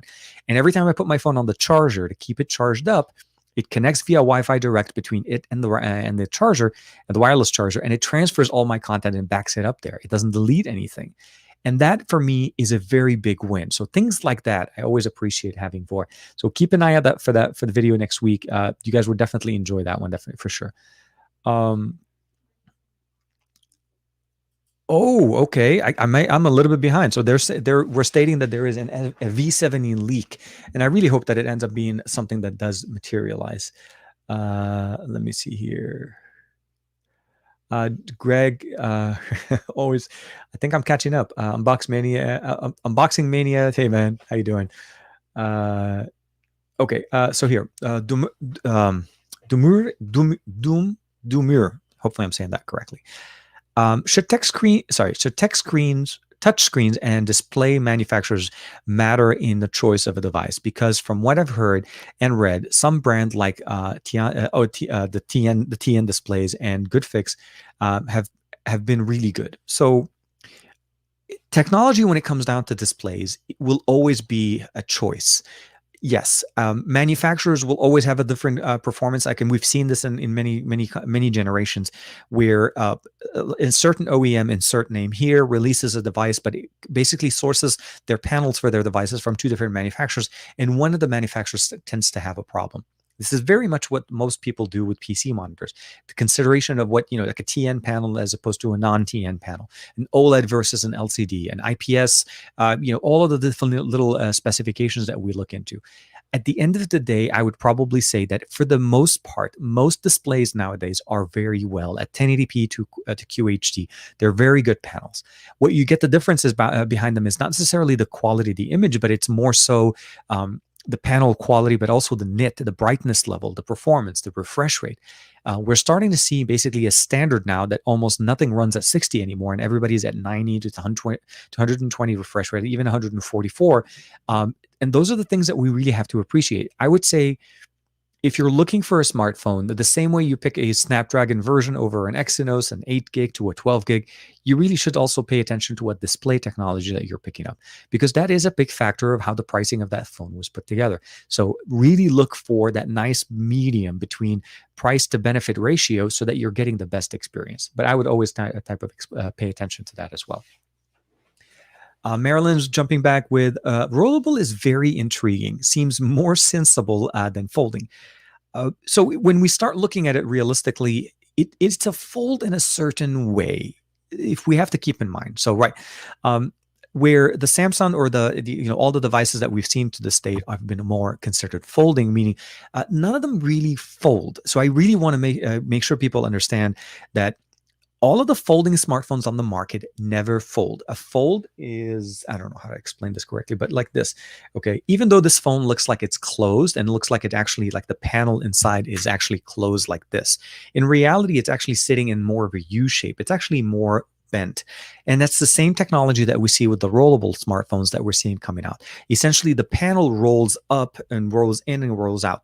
So the main benefit that you're getting here essentially is that you're just getting a different implementation of it. I like that a lot. I like the approach the way you like it, Marilyn, where I feel like the rollable is much more ergonomically functional, because the way that we've seen the application right now are Oppo has one coming out. I think the Oppo Find X or I can't remember the specific name, but Oppo has one, LG has one, and of course TCL has one, and TCL has another one that's like a scroll at that point. But I feel like they're more functional, because in reality, you're getting a phone that looks like this, and when you want it, will basically roll to get you that experience to become a wider phone. And that's always going to be a little bit more functional, because 90% of the time when you're using it, it's actually the size of a smartphone. It's actually the right format. So very much excited about that. And I hope that we definitely see, we start seeing some of those devices come out, because right now, all we're seeing is, I think, teasers, if the best way to say it. Unboxing Mania is asking, do I use skins on my phone? I will say this: I have used skins in the past. There was a while that I decided to start using skins, and it wasn't mostly because of the skin. It was more because I wanted to actually have a picture on the back of my phone. That was the way I used to customize them. I prefer a case over a skin, and I haven't had that much good experience with skins because they tend to peel. They don't really stay on as good or as long as I wanted them. But it's also the fact that for me, at least when I start looking at them, I want to make sure that if I do drop my phone, I have a case on it. Skin, unfortunately, does not do that protection level that I like. It customizes them very nicely, and there's always good, unique looks. I wish that we had options for cases that included skin function, meaning the case itself stays and you're able to change the skin on the case and actually enjoy it that way. But no, personally, I most of the time I tend to case the device as opposed to skin it. Waiting for the V60 price to drop a little bit. Hopefully, we'll have custom recovery in ROMs as well. As time goes on, definitely for sure, pricing on those will always be really, really nice. I would check B&H. They typically do have a really good pricing on them as well. Greg, only if you need that much power that you should buy $1,000 phone. Absolutely. If you really need to be able to get those functions that you're asking for, like really pushing the system outside of normal use, and at that point, even at that point, I be really tempted to ask, really, what is it that you think you want to do or can you do with a $1,200 phone that you don't think a $1,000 phone or an $800 can't do? Those are the things we really need to kind of pay attention to and always make sure that we're thinking of them when we're buying a device. Let me see. Ex Commander FF. Hey man, how you doing? Phantom Raven saying is LG has bad connection antenna and poor haptics. It depends on the model that you're using. Realistically, sorry, I'm getting text. I'm expecting a package delivery. Yes, no, depends on where you are. I think for me with the V60, I didn't really feel any of those issues, even with the Velvet, and certainly not with the Wing. The Wing for sure. The only thing I really wish the Wing had was that maybe a little bit. Just to me, I feel like the function of the way the Wing was put together, I wish I had it on T-Mobile more so than Verizon. Not to say that I don't think it works great on Verizon. I just don't have Verizon service personally, and that review unit was a Verizon unit. So to me, I wish we were able to do it the other way. Let me see here. Let me see here, Davin. Second. The Note 7 still... that's where the FE came in. It's the Note 7 FE. That's where the FE moniker came in. I want to say thanks to everybody hanging out with us today, this afternoon, this evening. If you're watching us and it's an evening, good afternoon. If it's a minute later in the day, good day. And if it's in the morning, sabaho, because I'm depending where you are. That could actually be true. So here, let's look at this. Okay, so Perch is saying is the Samsung S9, the S9 refurbished is more expensive than an LG V50 or even a V60. I would probably say is don't buy it refurbished. Make sure you get a good second used version. The S9 Plus should not even closely be resembling the price point of where those two are, unless you're in a market where the V series is a lot less needed. I guess it's weird. My impression or my reaction to that is more because the S9 we're talking like 5 years, right? So we're like S21, the S20, the S10, the S9. So we're talking the V50 is already like 3 generations more improved. And the price point for this one, I guess it depends on the seller, but you're looking at a refurbished device also. So just make sure that you're getting the good quality on that one. Let me see here. Gary the Fisherman, I love that. Pixel is life. If Joe Hickey was in the comments, he would totally jump on that one as well. I'm with you.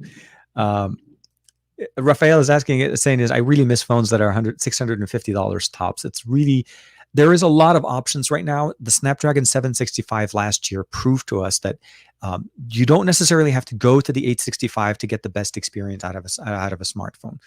The Dimensity 1000 Plus that also is coming out now with devices, and the Dimensity 1100 and the 1200 from MediaTek are starting to provide us more functions and more powerful devices in that mid-range price point. MediaTek does a really nice price to like a bang for the buck kind of a ratio, because the way they're set, the way their market is worked right now, they're starting to catch up with what some of the Snapdragon processors are offering and still giving us a really good price benefit. Their pricing is not as expensive.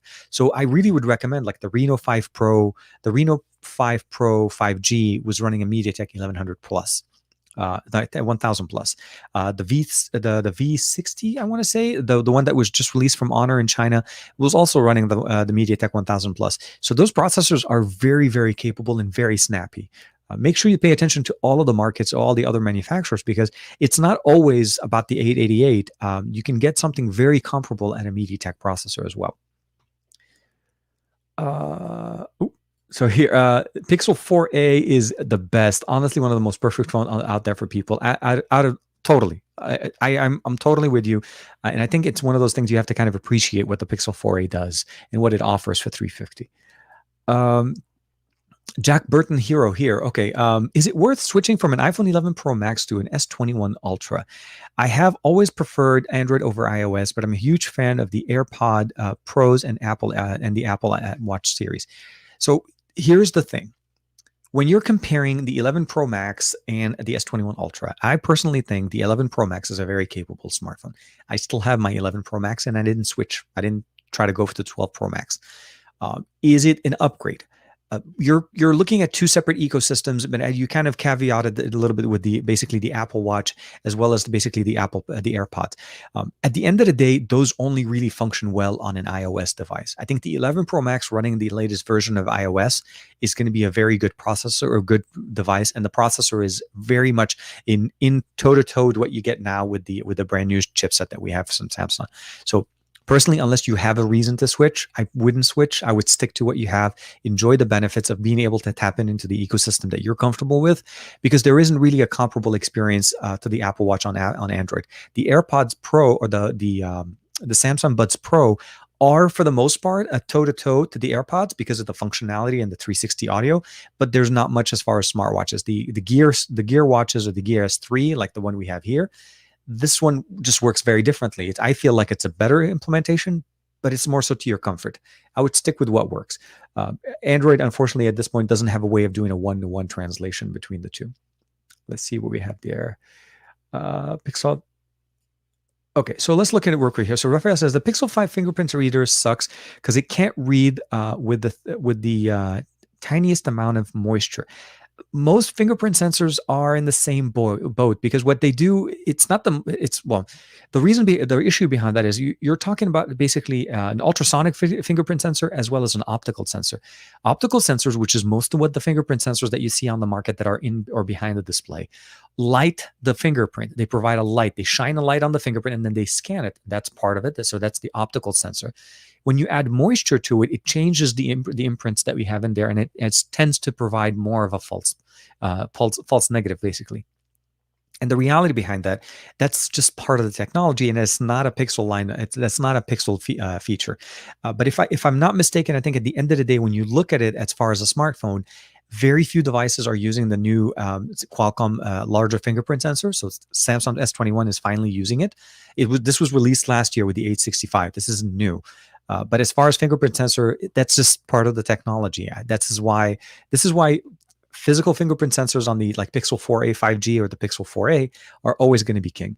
And like a fingerprint sensor on the Nord N100 at $150, it still will work 9 times out of 10. There's no question. Aditya, hey man, Sabaha. Hope you're doing well. I'm doing good, thank you.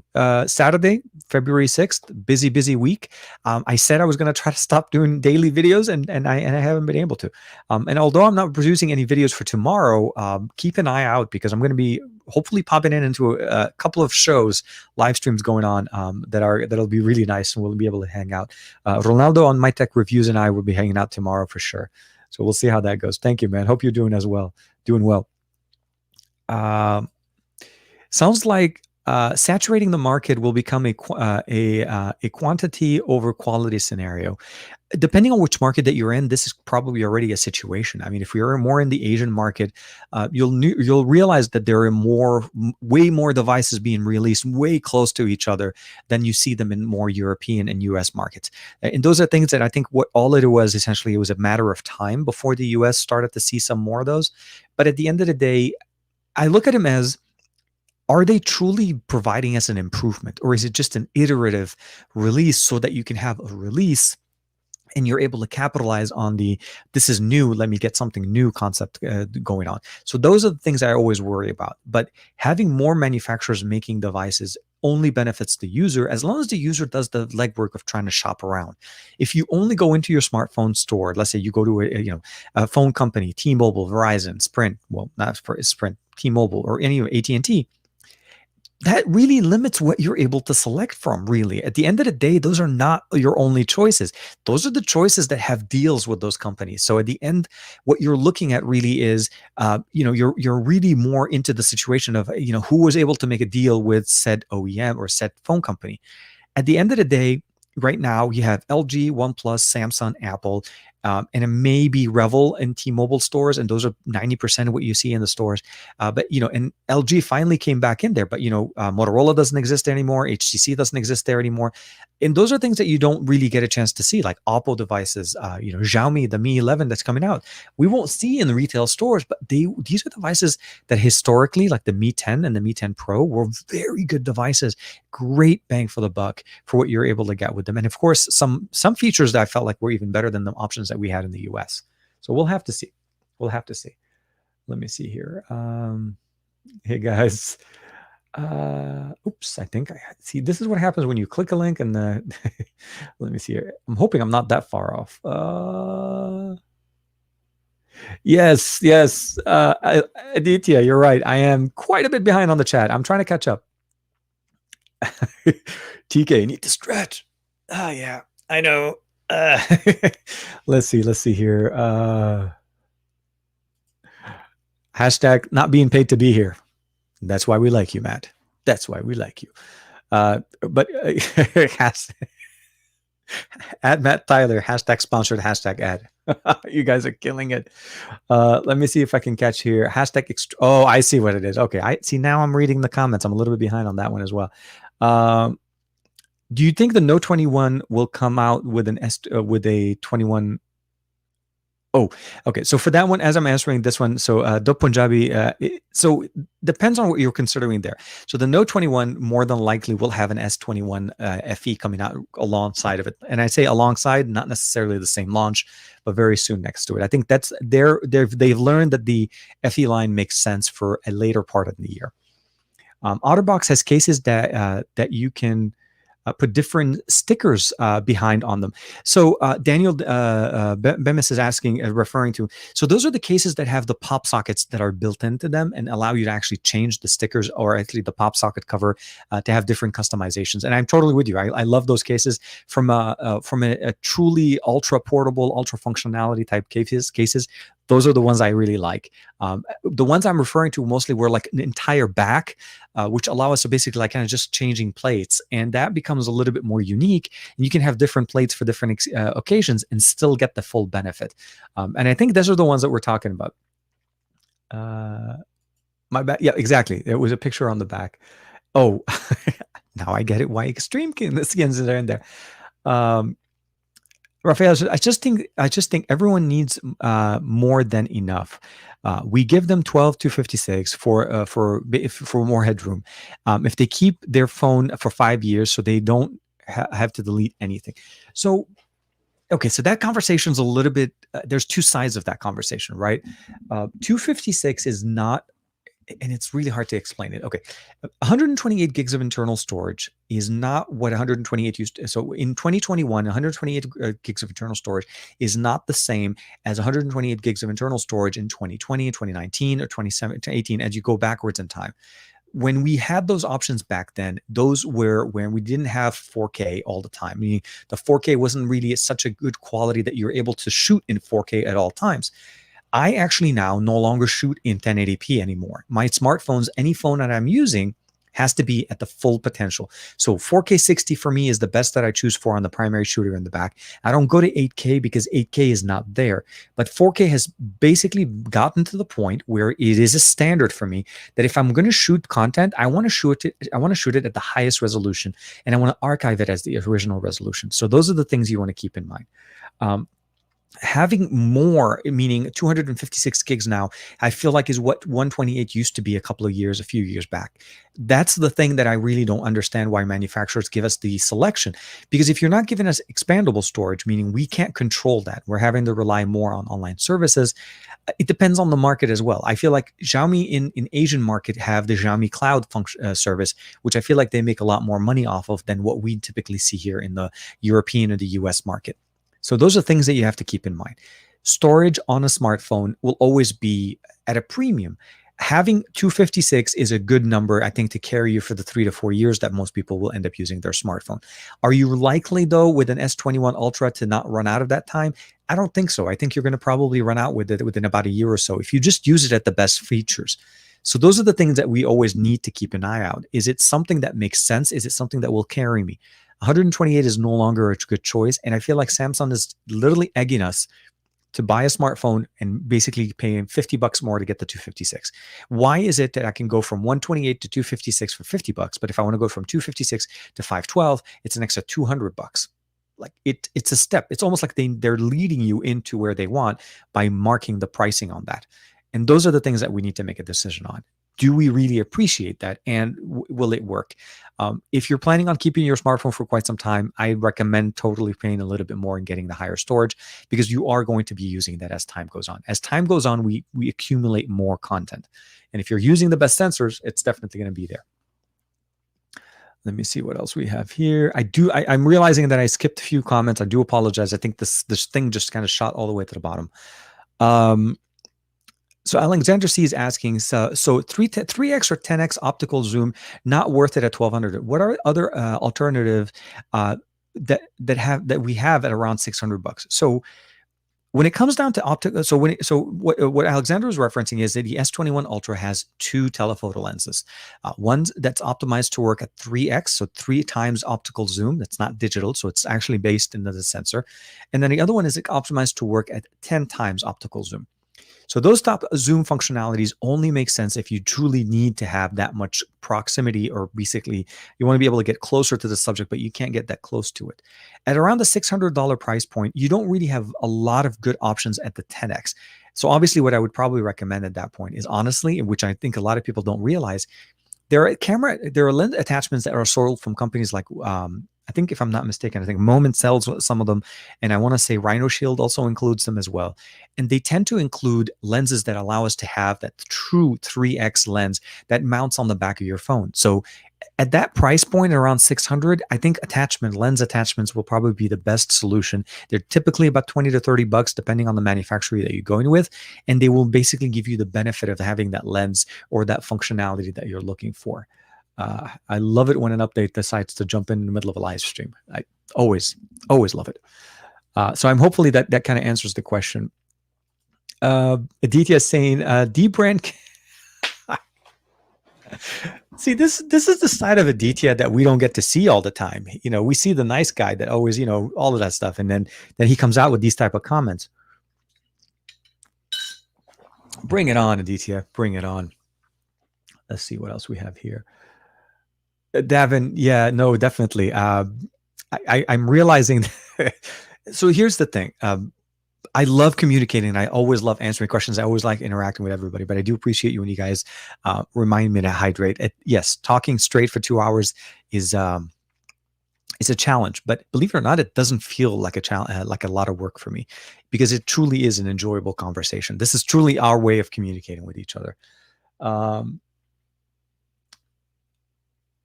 Okay, so here, why has Samsung stopped using the variable aperture lenses?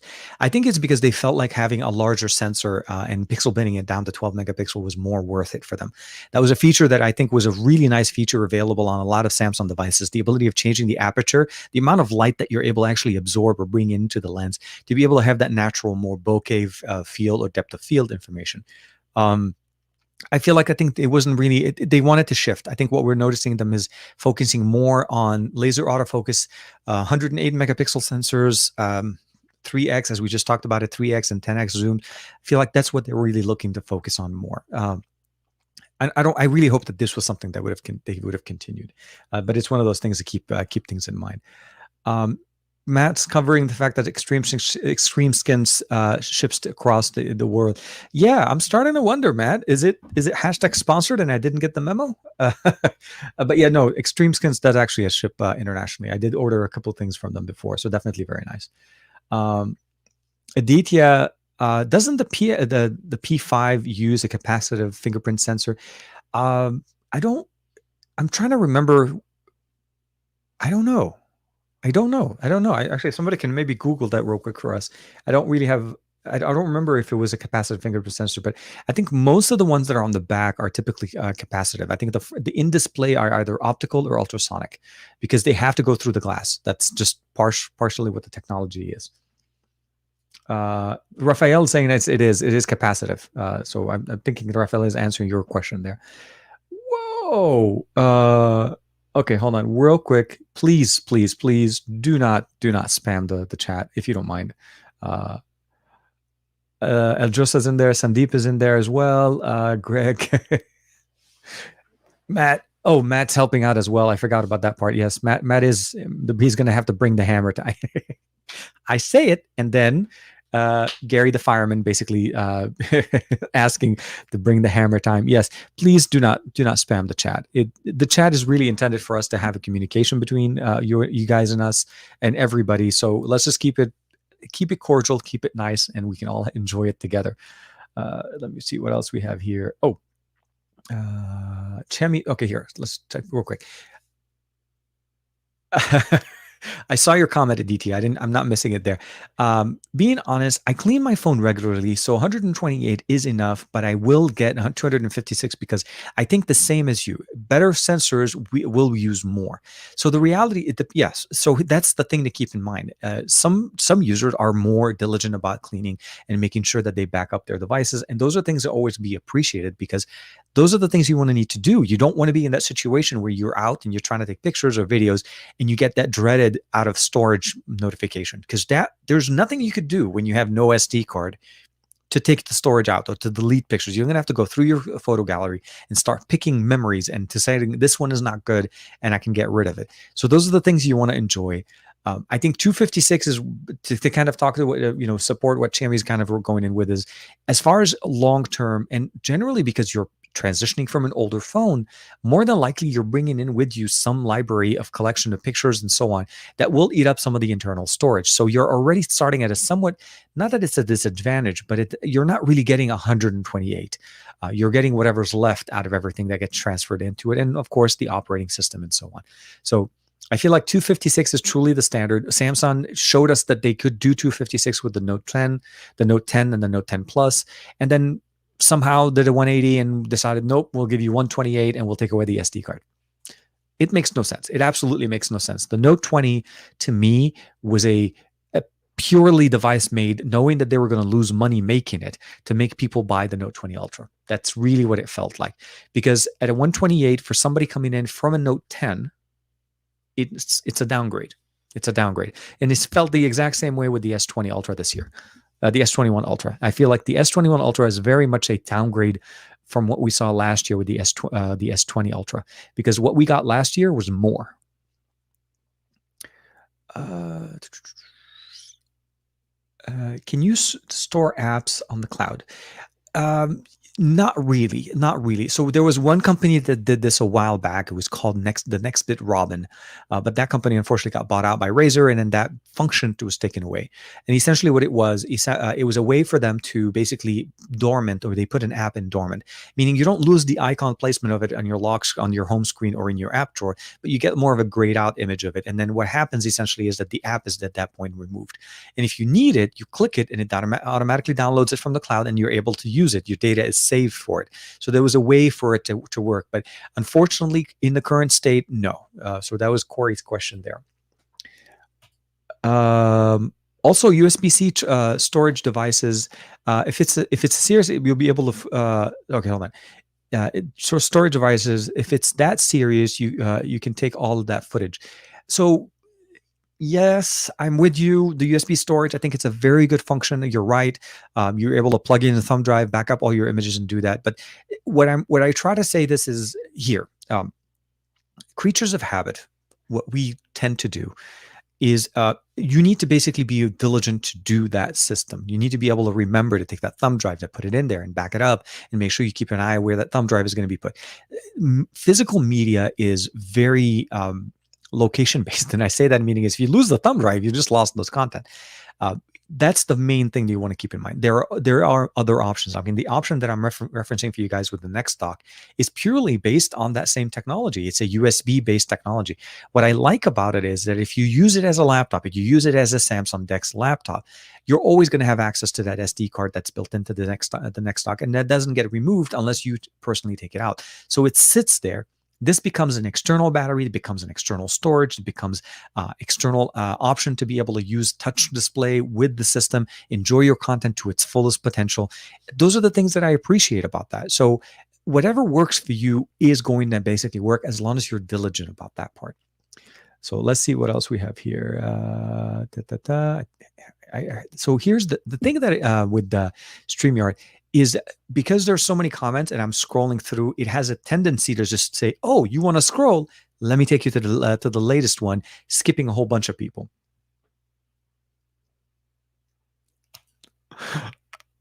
Dude, if it existed and it was still supported, I would totally push and say that would have been the best fit. Unfortunately, Nextbit, if you are able to pick up the actual phone, the service itself is not there anymore. They haven't updated the device for quite some time. The Dub Punjabi is asking me right now is, what is my current daily driver? For right now, the S21 Ultra, which is the one I'm actually in the process of putting in the review. And a lot of you guys have seen this before. I also have the Xperia 1 Mark II.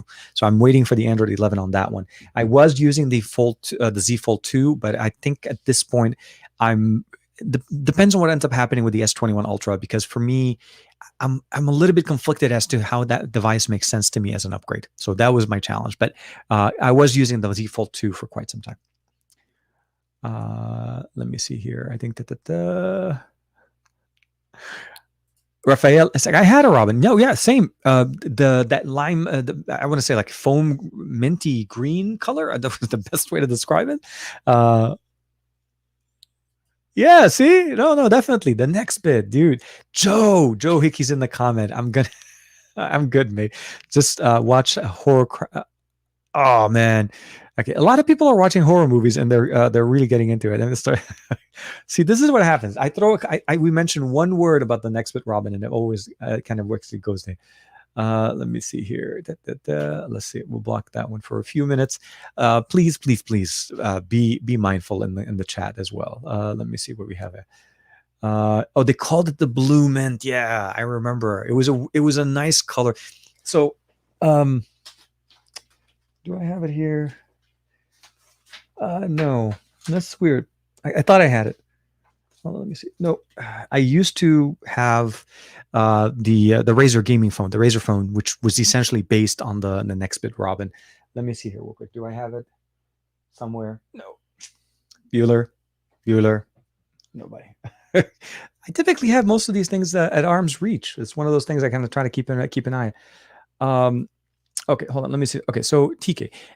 So Donald Lucino is asking, is TK, if I leave my phone on a stand-up charger with always on display all night, plugged in with about 4-watt charger, keeping it around 100%, is that okay for a 5,000 milliampere battery? So I'll say this. Keeping your smartphone on at 100% at all times is not really a recommended thing. It's typically not the best situation to do for your battery. If you're using the always on display, so the always on display typically is either on all the time or you have it on a schedule. So I'm assuming yours is on all the time. You're able to keep it on, and I think most of the time what ends up happening is when it hits 100, it stops charging. It waits for the charge to drop to about maybe 1 or 2%, and then it charges it back up. So typically that shouldn't be the biggest concern overall from a heat dissipation issue.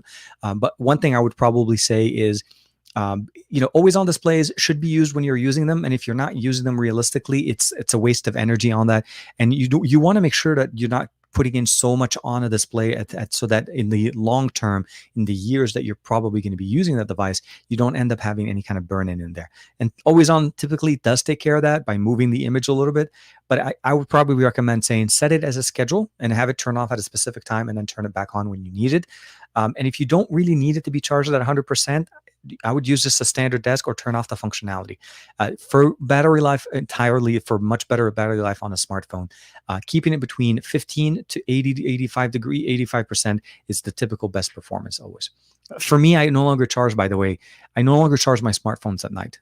Any tiny smartphone that I have needs to be able to carry me from 6 a.m., 5:30 to 6 a.m. in the morning, all the way up to the next day at about 5:30 in the morning, because that's when I put the phone on the charger. That is truly a much better situation. And even though I still allow it to go to 100, I don't let it sit on 100 for the rest of the day. It typically just, I allow it to basically just discharge and recharge and go through power cycles as they're intended. I think I missed. Hold on. Oh, here it is. Gary says, "I have a Razer phone too. Still has Android 9. I know. Every time I turn on that phone, I always hope that there was going to be an update. But the Razer phones as in general don't no longer exist. That's what it is. Oops, I love it. Okay, here it is. So, did you notice that Samsung moved the wireless charging schedule to Bixby routines on the One UI 3.0? I didn't get a chance to check that function, but I think they're trying to push people more into Bixby routines. Exactly. I did notice that some of the changes that they did in One UI 3.0 for me are mostly aesthetic right now. I haven't gotten a chance to check it out. So the S21 Ultra has that. I don't really typically use wireless charging, scheduling on that, but I do typically like to just basically keep that function separate.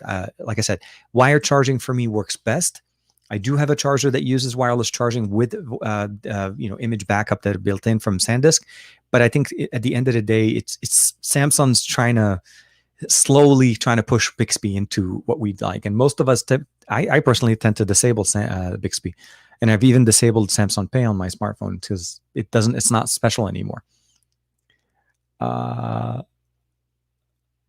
Here. Okay, so Alexander's saying, I understand that coming from an S20, upgrading to the S21 is considered to be a downgrade by many.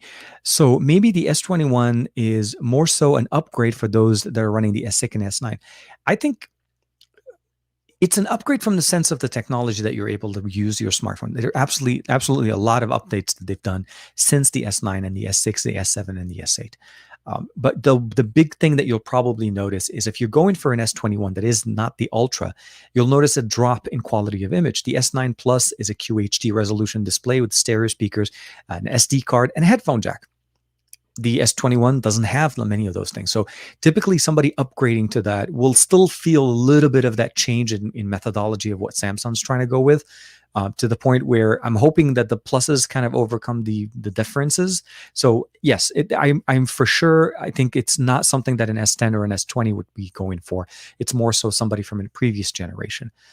But the concern that I also look at essentially is that the way they demonstrate it, the way that Samsung or Apple or we see their demonstrations are, it's almost like they're trying to say is that makes more sense to go to this direction. If you're upgrading and you have an SD card on your old phone, when you're buying a new phone and you realize it does not have an SD card, do you still buy that phone? Or do you look for a phone that still supports it? That's the question, right? Let's see what we have here. Wow Pro saying, hey man, how you doing? Okay, so Rolando's in the chat. Okay, here. So this one coming from B. Hey TK, moved from the Note 9 to the S21 Ultra Exynos. Missed the 3.5mm jack. It's so much feeding into what we just talked a second ago. Bought it an Ibaso DAC. That's a good choice, but doesn't work unless I plug it in and restart the phone. Any tips on making it third-party dongles work for the S21? So the sad thing that started ever since last year with the S20. Samsung, once they removed the headphone jack, decided to go the route of proprietary dongles. Honestly, the best thing that I would recommend right now, if your DAC supports the 3.5mm input, buy the Samsung dongle that's currently sold. I think it was like $15.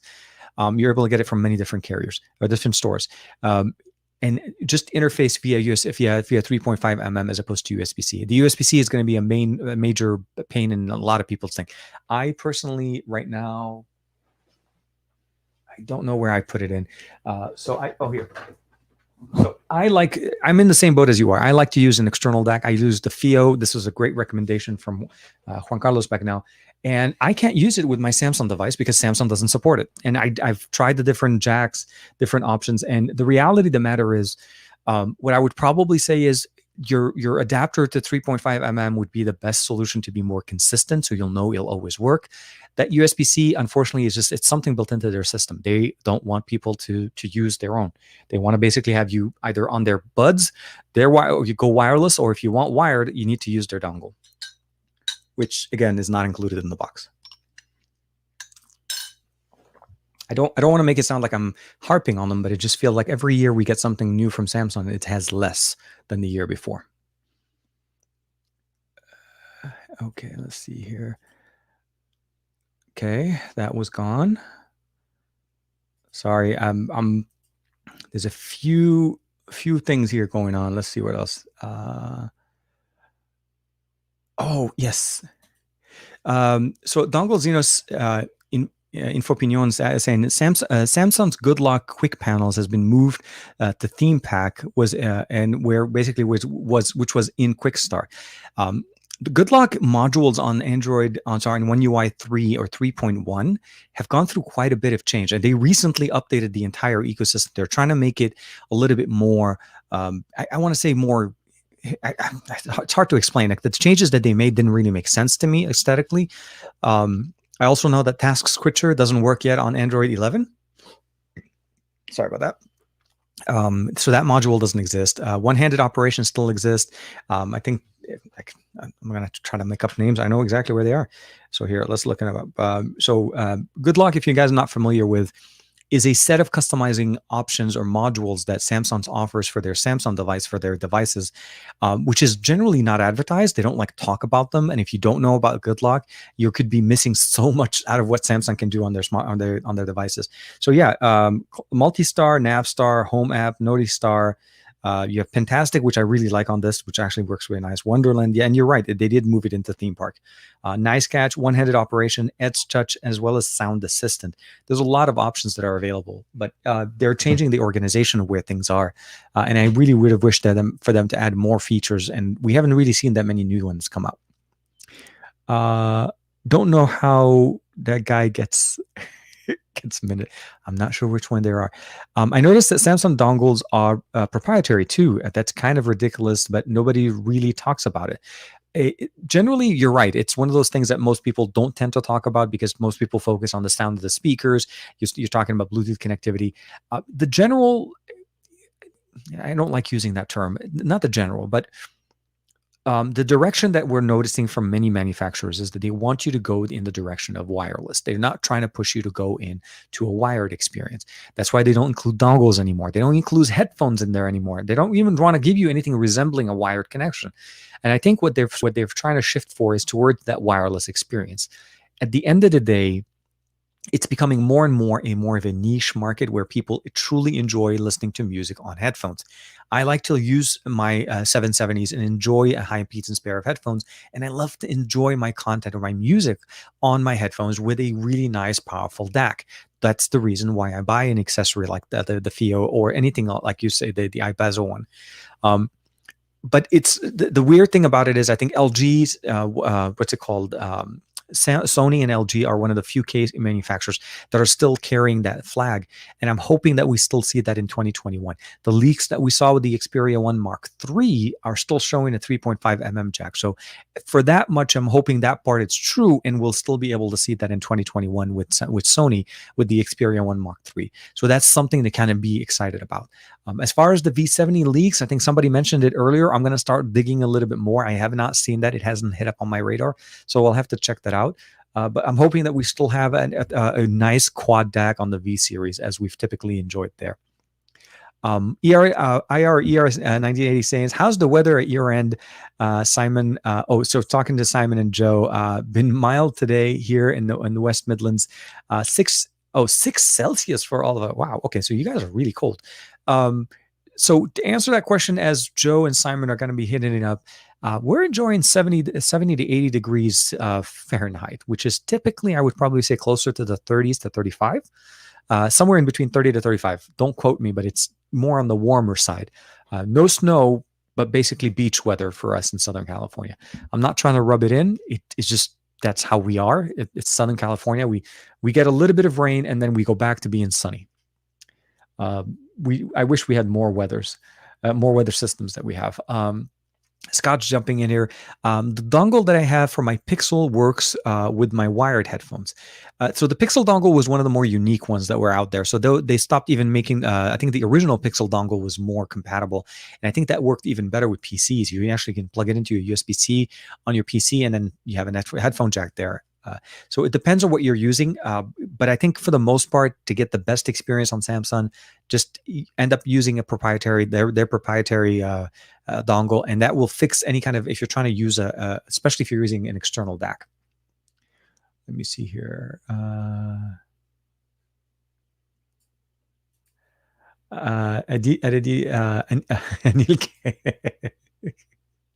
Okay, Aditya and ER are just jumping into a conversation back and forth together, all together here.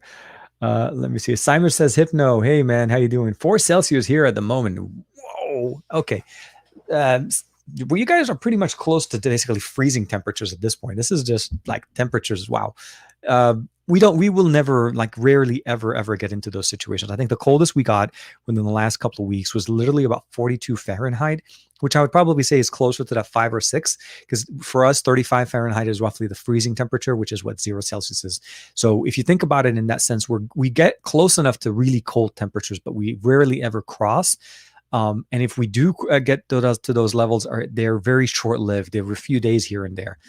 The weather for us here kind of fluctuates quite a bit, but it tends to be more on the mild side. So typically 60s, 70s, and I call them beach weather, but in reality, that's what it is. Typically feels like it's beach weather. Let me see here. Okay. B here says, so I wasn't aware that they were proprietary. Thanks for letting me know. Good to stick with the IBASO DX160 to power up the hi-fi man. Sundara. Totally. You should always be in charge of how the quality of the audio comes out of your smartphone. I would have enjoyed it. I would have loved having this work, the FIO work directly with it. It works perfectly fine, of course, with my Xperia 1 Mark II. But the Xperia 1 Mark II has a decent jack and a headphone and a DAC in there, so don't really need to use it there. I like it, and I tend to use it also with my PC. That's the other function that I like, because it connects via USB-C and it improves the audio from any source, as long as you're able to use it. But fortunately, the FIO doesn't have 3.5 input, so I cannot use the adapter on my Samsung. But you know what? At the end of the day, I'm not worried too much. There's so many nice options for me to be able to use. So it was always nice.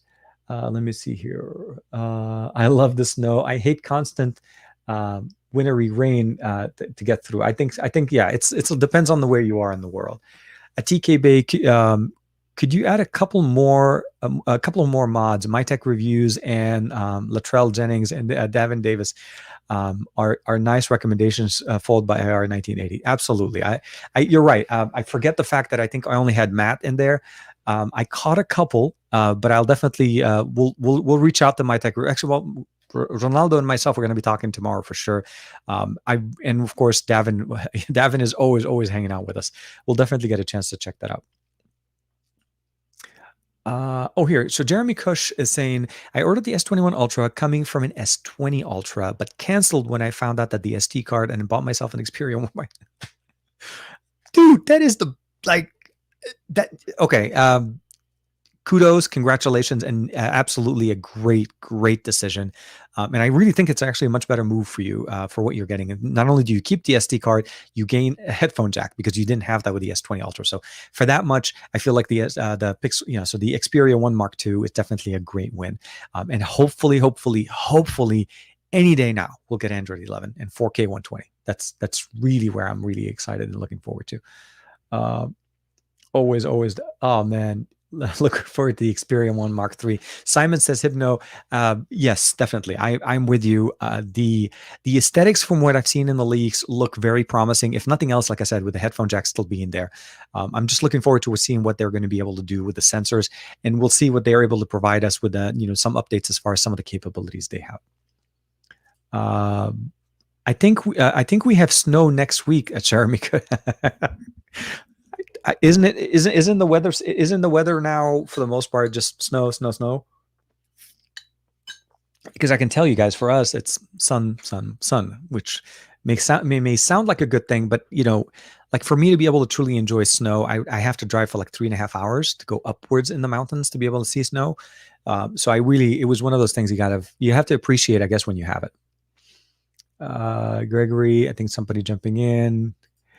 Nearly nobody really needs an SD card support while having 256 SD. It depends.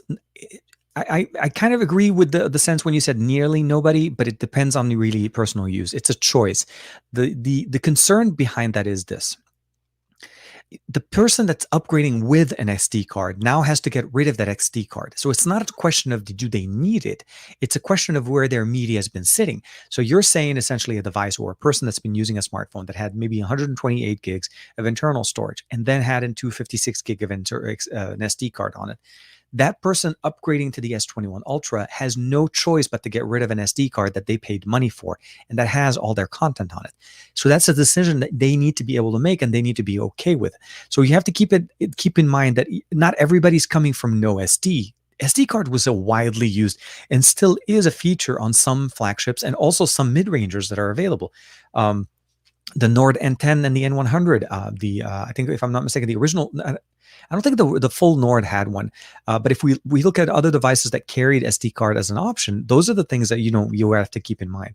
Samsung has had the SD card for so long; they only skipped it in the past with the S6, and the reality is that's a feature now that if you're coming from that device like an S9 Plus or whatever, you have to get rid of that SD card, even though you're getting more storage. You're filling it up with what you had it before. So the question is, does that make sense to you as a buyer? That's what we need to look at. I understand the methodology, and I've heard other creators where they've said basically, now that I have a 256 gig internal storage, I don't need an SD card anymore. There's a good chance that a person that is in my position that typically changes devices quite often doesn't necessarily use all of the storage all the time. I'm saying if a person that basically has been upgrading over time and they basically now have, either almost filled up their 128 gigs from the last device that they had, and now the new phone that they're getting has, and they've used an SD card in the past, and now they're jumping into a phone that has 256 but has no SD card. So do you make that decision, and is that a right one for you, or should you go for an LG or like a Sony Xperia One Mark II? Those are options that you have, and a lot of people don't see that. Sonys are not in your stores. You're not able to go down into a retail store and pick it up. You need to know about what they're offering. And that was the hope that what I tried to do with that, especially even with the Xperia Pro. I wanted to share with you guys the capabilities and what other options you have so that when you make that decision, you're making it with all of the information that is currently available out there that maybe a retail store may not show. That's all it is.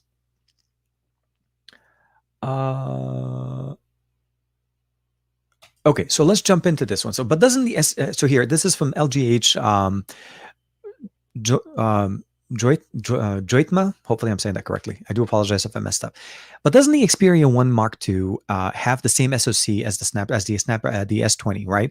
So what's the added value? The SoC is at its core the horsepower, right? That's the engine of the car. The difference in experience that you're getting between the Xperia 1 Mark II and the Samsung's processing, it's the biggest word there. It's the processing. It's the type of sensors that you're using. The S20 had, for the S20 and the S20 Plus have much smaller sensors, typical closer to the 12 megapixel sensors that we see on the S21. So when we start looking at to truly what is Samsung trying to do with the sensors, they really pushed it when they went to the S21 Ultra, but they had that big focus issue because that was the first time they went with the S21 Ultra. So what Sony is offering you here is more of an alpha camera experience. What Sony is known for is their alpha cameras. You guys are not, we're talking right now through an A7S III. It's a Sony video. It's a camera that is designed for performance. Shoots 4K 60, the lenses, the performance, the menu system, all of the things that you get for that is a pro experience, really. The Xperia 1 Mark II brings in the alpha experience into a smartphone. So think of it in that sense. The Xperia 1 Mark II, although looks like a smartphone, it has a lot of the alpha camera built into it, so that when you're taking pictures and videos, you're truly fine-tuning and controlling different elements. The 3 sensors on the back, although being called 12 megapixel sensors, are larger 12 megapixel sensors, absorbs a lot more light, and there's less of a need of post-processing, which is what the Samsung smartphones tend to do. They tend to post-process more and oversaturate certain content. So it's truly an experience of what you're trying to do with your smartphone. Not to say that one is like a de facto better, it's what you need to use. Sony puts a lot of work and a lot of effort into providing you a great picture quality, a great video quality, and great pro tools in there. Cinema Pro and Camera Pro are more than just standard camera applications. They're truly alpha level camera applications on a smartphone. So I appreciate where you say that they're running the same processor, but it's a very like a night and day experience. Also, Sony is closer to stock Android experience as opposed to where Samsung's obviously Samsung. Let me double check here. Oh, man, I jumped in a few more. Okay. Oh, wow. Okay. We are at the 2-hour mark, and I didn't even realize we've been at the 2-hour. You guys got me going for really good. Okay, let's see if we can catch a few more. As I'm doing this, I do want to say real quick before we get into too much of the end of it, I do want to say, do me a favor, start dropping in your hashtag, TKception. We're ready to start hitting that up. But I also wanted to make sure tomorrow I'm going to be on Rolando's show. There's also going to be obviously Across the Podcast with Matt and Sam. They're going to be coming out tomorrow. And then, of course, there's a lot more things going on in the next week or so. Xiaomi is launching it on Monday. Hopefully, I'll be able to wake up early enough. I'll tweet out some of the things that they're going to cover there. I'm looking forward to seeing what Sony has to offer. I'm also looking forward to see what LG hopefully does bring into the market. If there are leaks on the V70, that means that is being done. So that is the thing I want to make sure to kind of drive with that as well. But let me answer a few more questions before we jump into the TKception. I only noticed that we were late. Typically, typically I'm much better on the time. So here, okay. So LG is saying, good point. Didn't take the alpha camera features into account, and that's really the difference when you start looking into what the Xperia 1 Mark II. It focuses heavily on that, and of course they also do. The expandable storage is there, but we also have a really good DAC that's built there. We have Wi-Fi charging, wireless charging, and of course we have just a nice 4K OLED, which that's the other thing that the S20 doesn't have. The S20 is a 1080 QHD. I think it depends on the model that you're getting, but at the most, it's a QHD resolution. Where I think the Sony Xperia 1 Mark II, it's a 4K OLED panel, so very different, very nice. And I think I'm double checking. Okay, I think we're good. Let me just go ahead and minimize this guy. I don't know what that window is, and man, always. Let me see if I can get it. Here we are. Oh man, dude, everybody, thank you very much. Hold on, let me see if I can catch the first one. Okay, so here it is. First one is from Latrell Jennings. Good morning, man. Good morning. Let me just end this guy here, and let's go ahead and start off. Sorry, I have to look sideways because that's where the screen is where we do it. I don't tend to do the Inception on the main screen because the way it works better when you have it on the second one. So one here, we're going to select. And we're going to start it with this and go. Thank you very much to everybody in the chat. Thank you very much to Latrell Jennings, Joey B, always appreciated. Chemi Torres, of course, thank you. Very good friend of the channel as well. TKception, My Tech Review, Rolando. Tomorrow, I will be on the show with Ronaldo on his podcast on Sunday. Greg, always good luck. Hopefully you guys picked up a good car, or if you at least made a better, closer decision there. ER1980, thank you very much, my friend. Maz B, thank you very much. Joey B, TK Smackdown. Yeah. No. I definitely need a little bit more help on this when it comes down to the moderation on the channel. We do have a lot more people joining us, which I'm really appreciative of, and I always want to make sure that we keep a cordial conversation going. Gary the Fireman, always, of course. Davin Davis, thank you very much. New channel with Juan.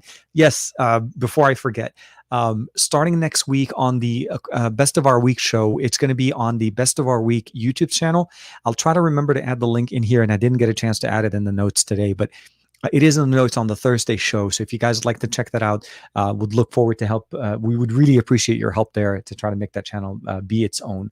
Again, Gary the Fireman, Latrell, where did the Bay part of TK Bay come from? It's the last name. TK is actually short for Tariq, so Tariq Bay.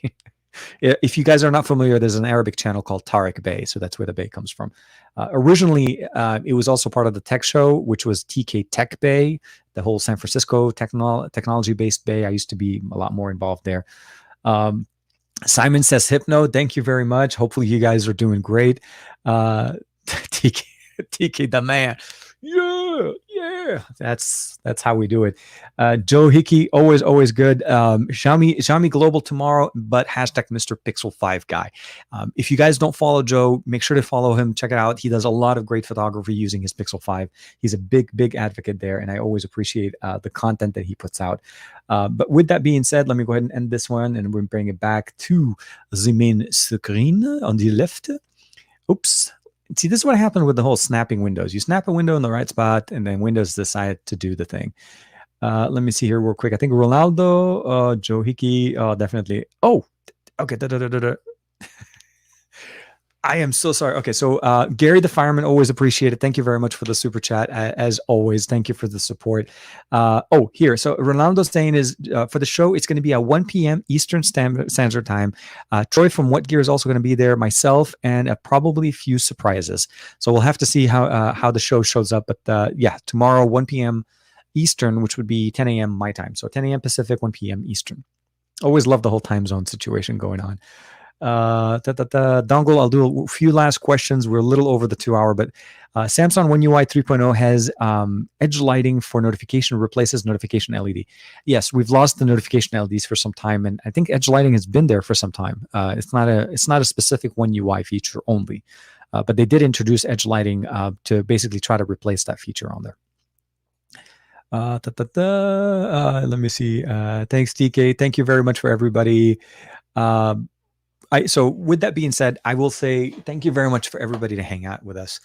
Simon says no, Chemi, ER, Aditya, Joey, Latrell, everybody else, Daniel, Marilyn in there as well, Greg, Joey, a whole bunch of people. I want to say everybody that had a chance, the opportunity to hang out with us today on this episode of Saturday Morning with Tech.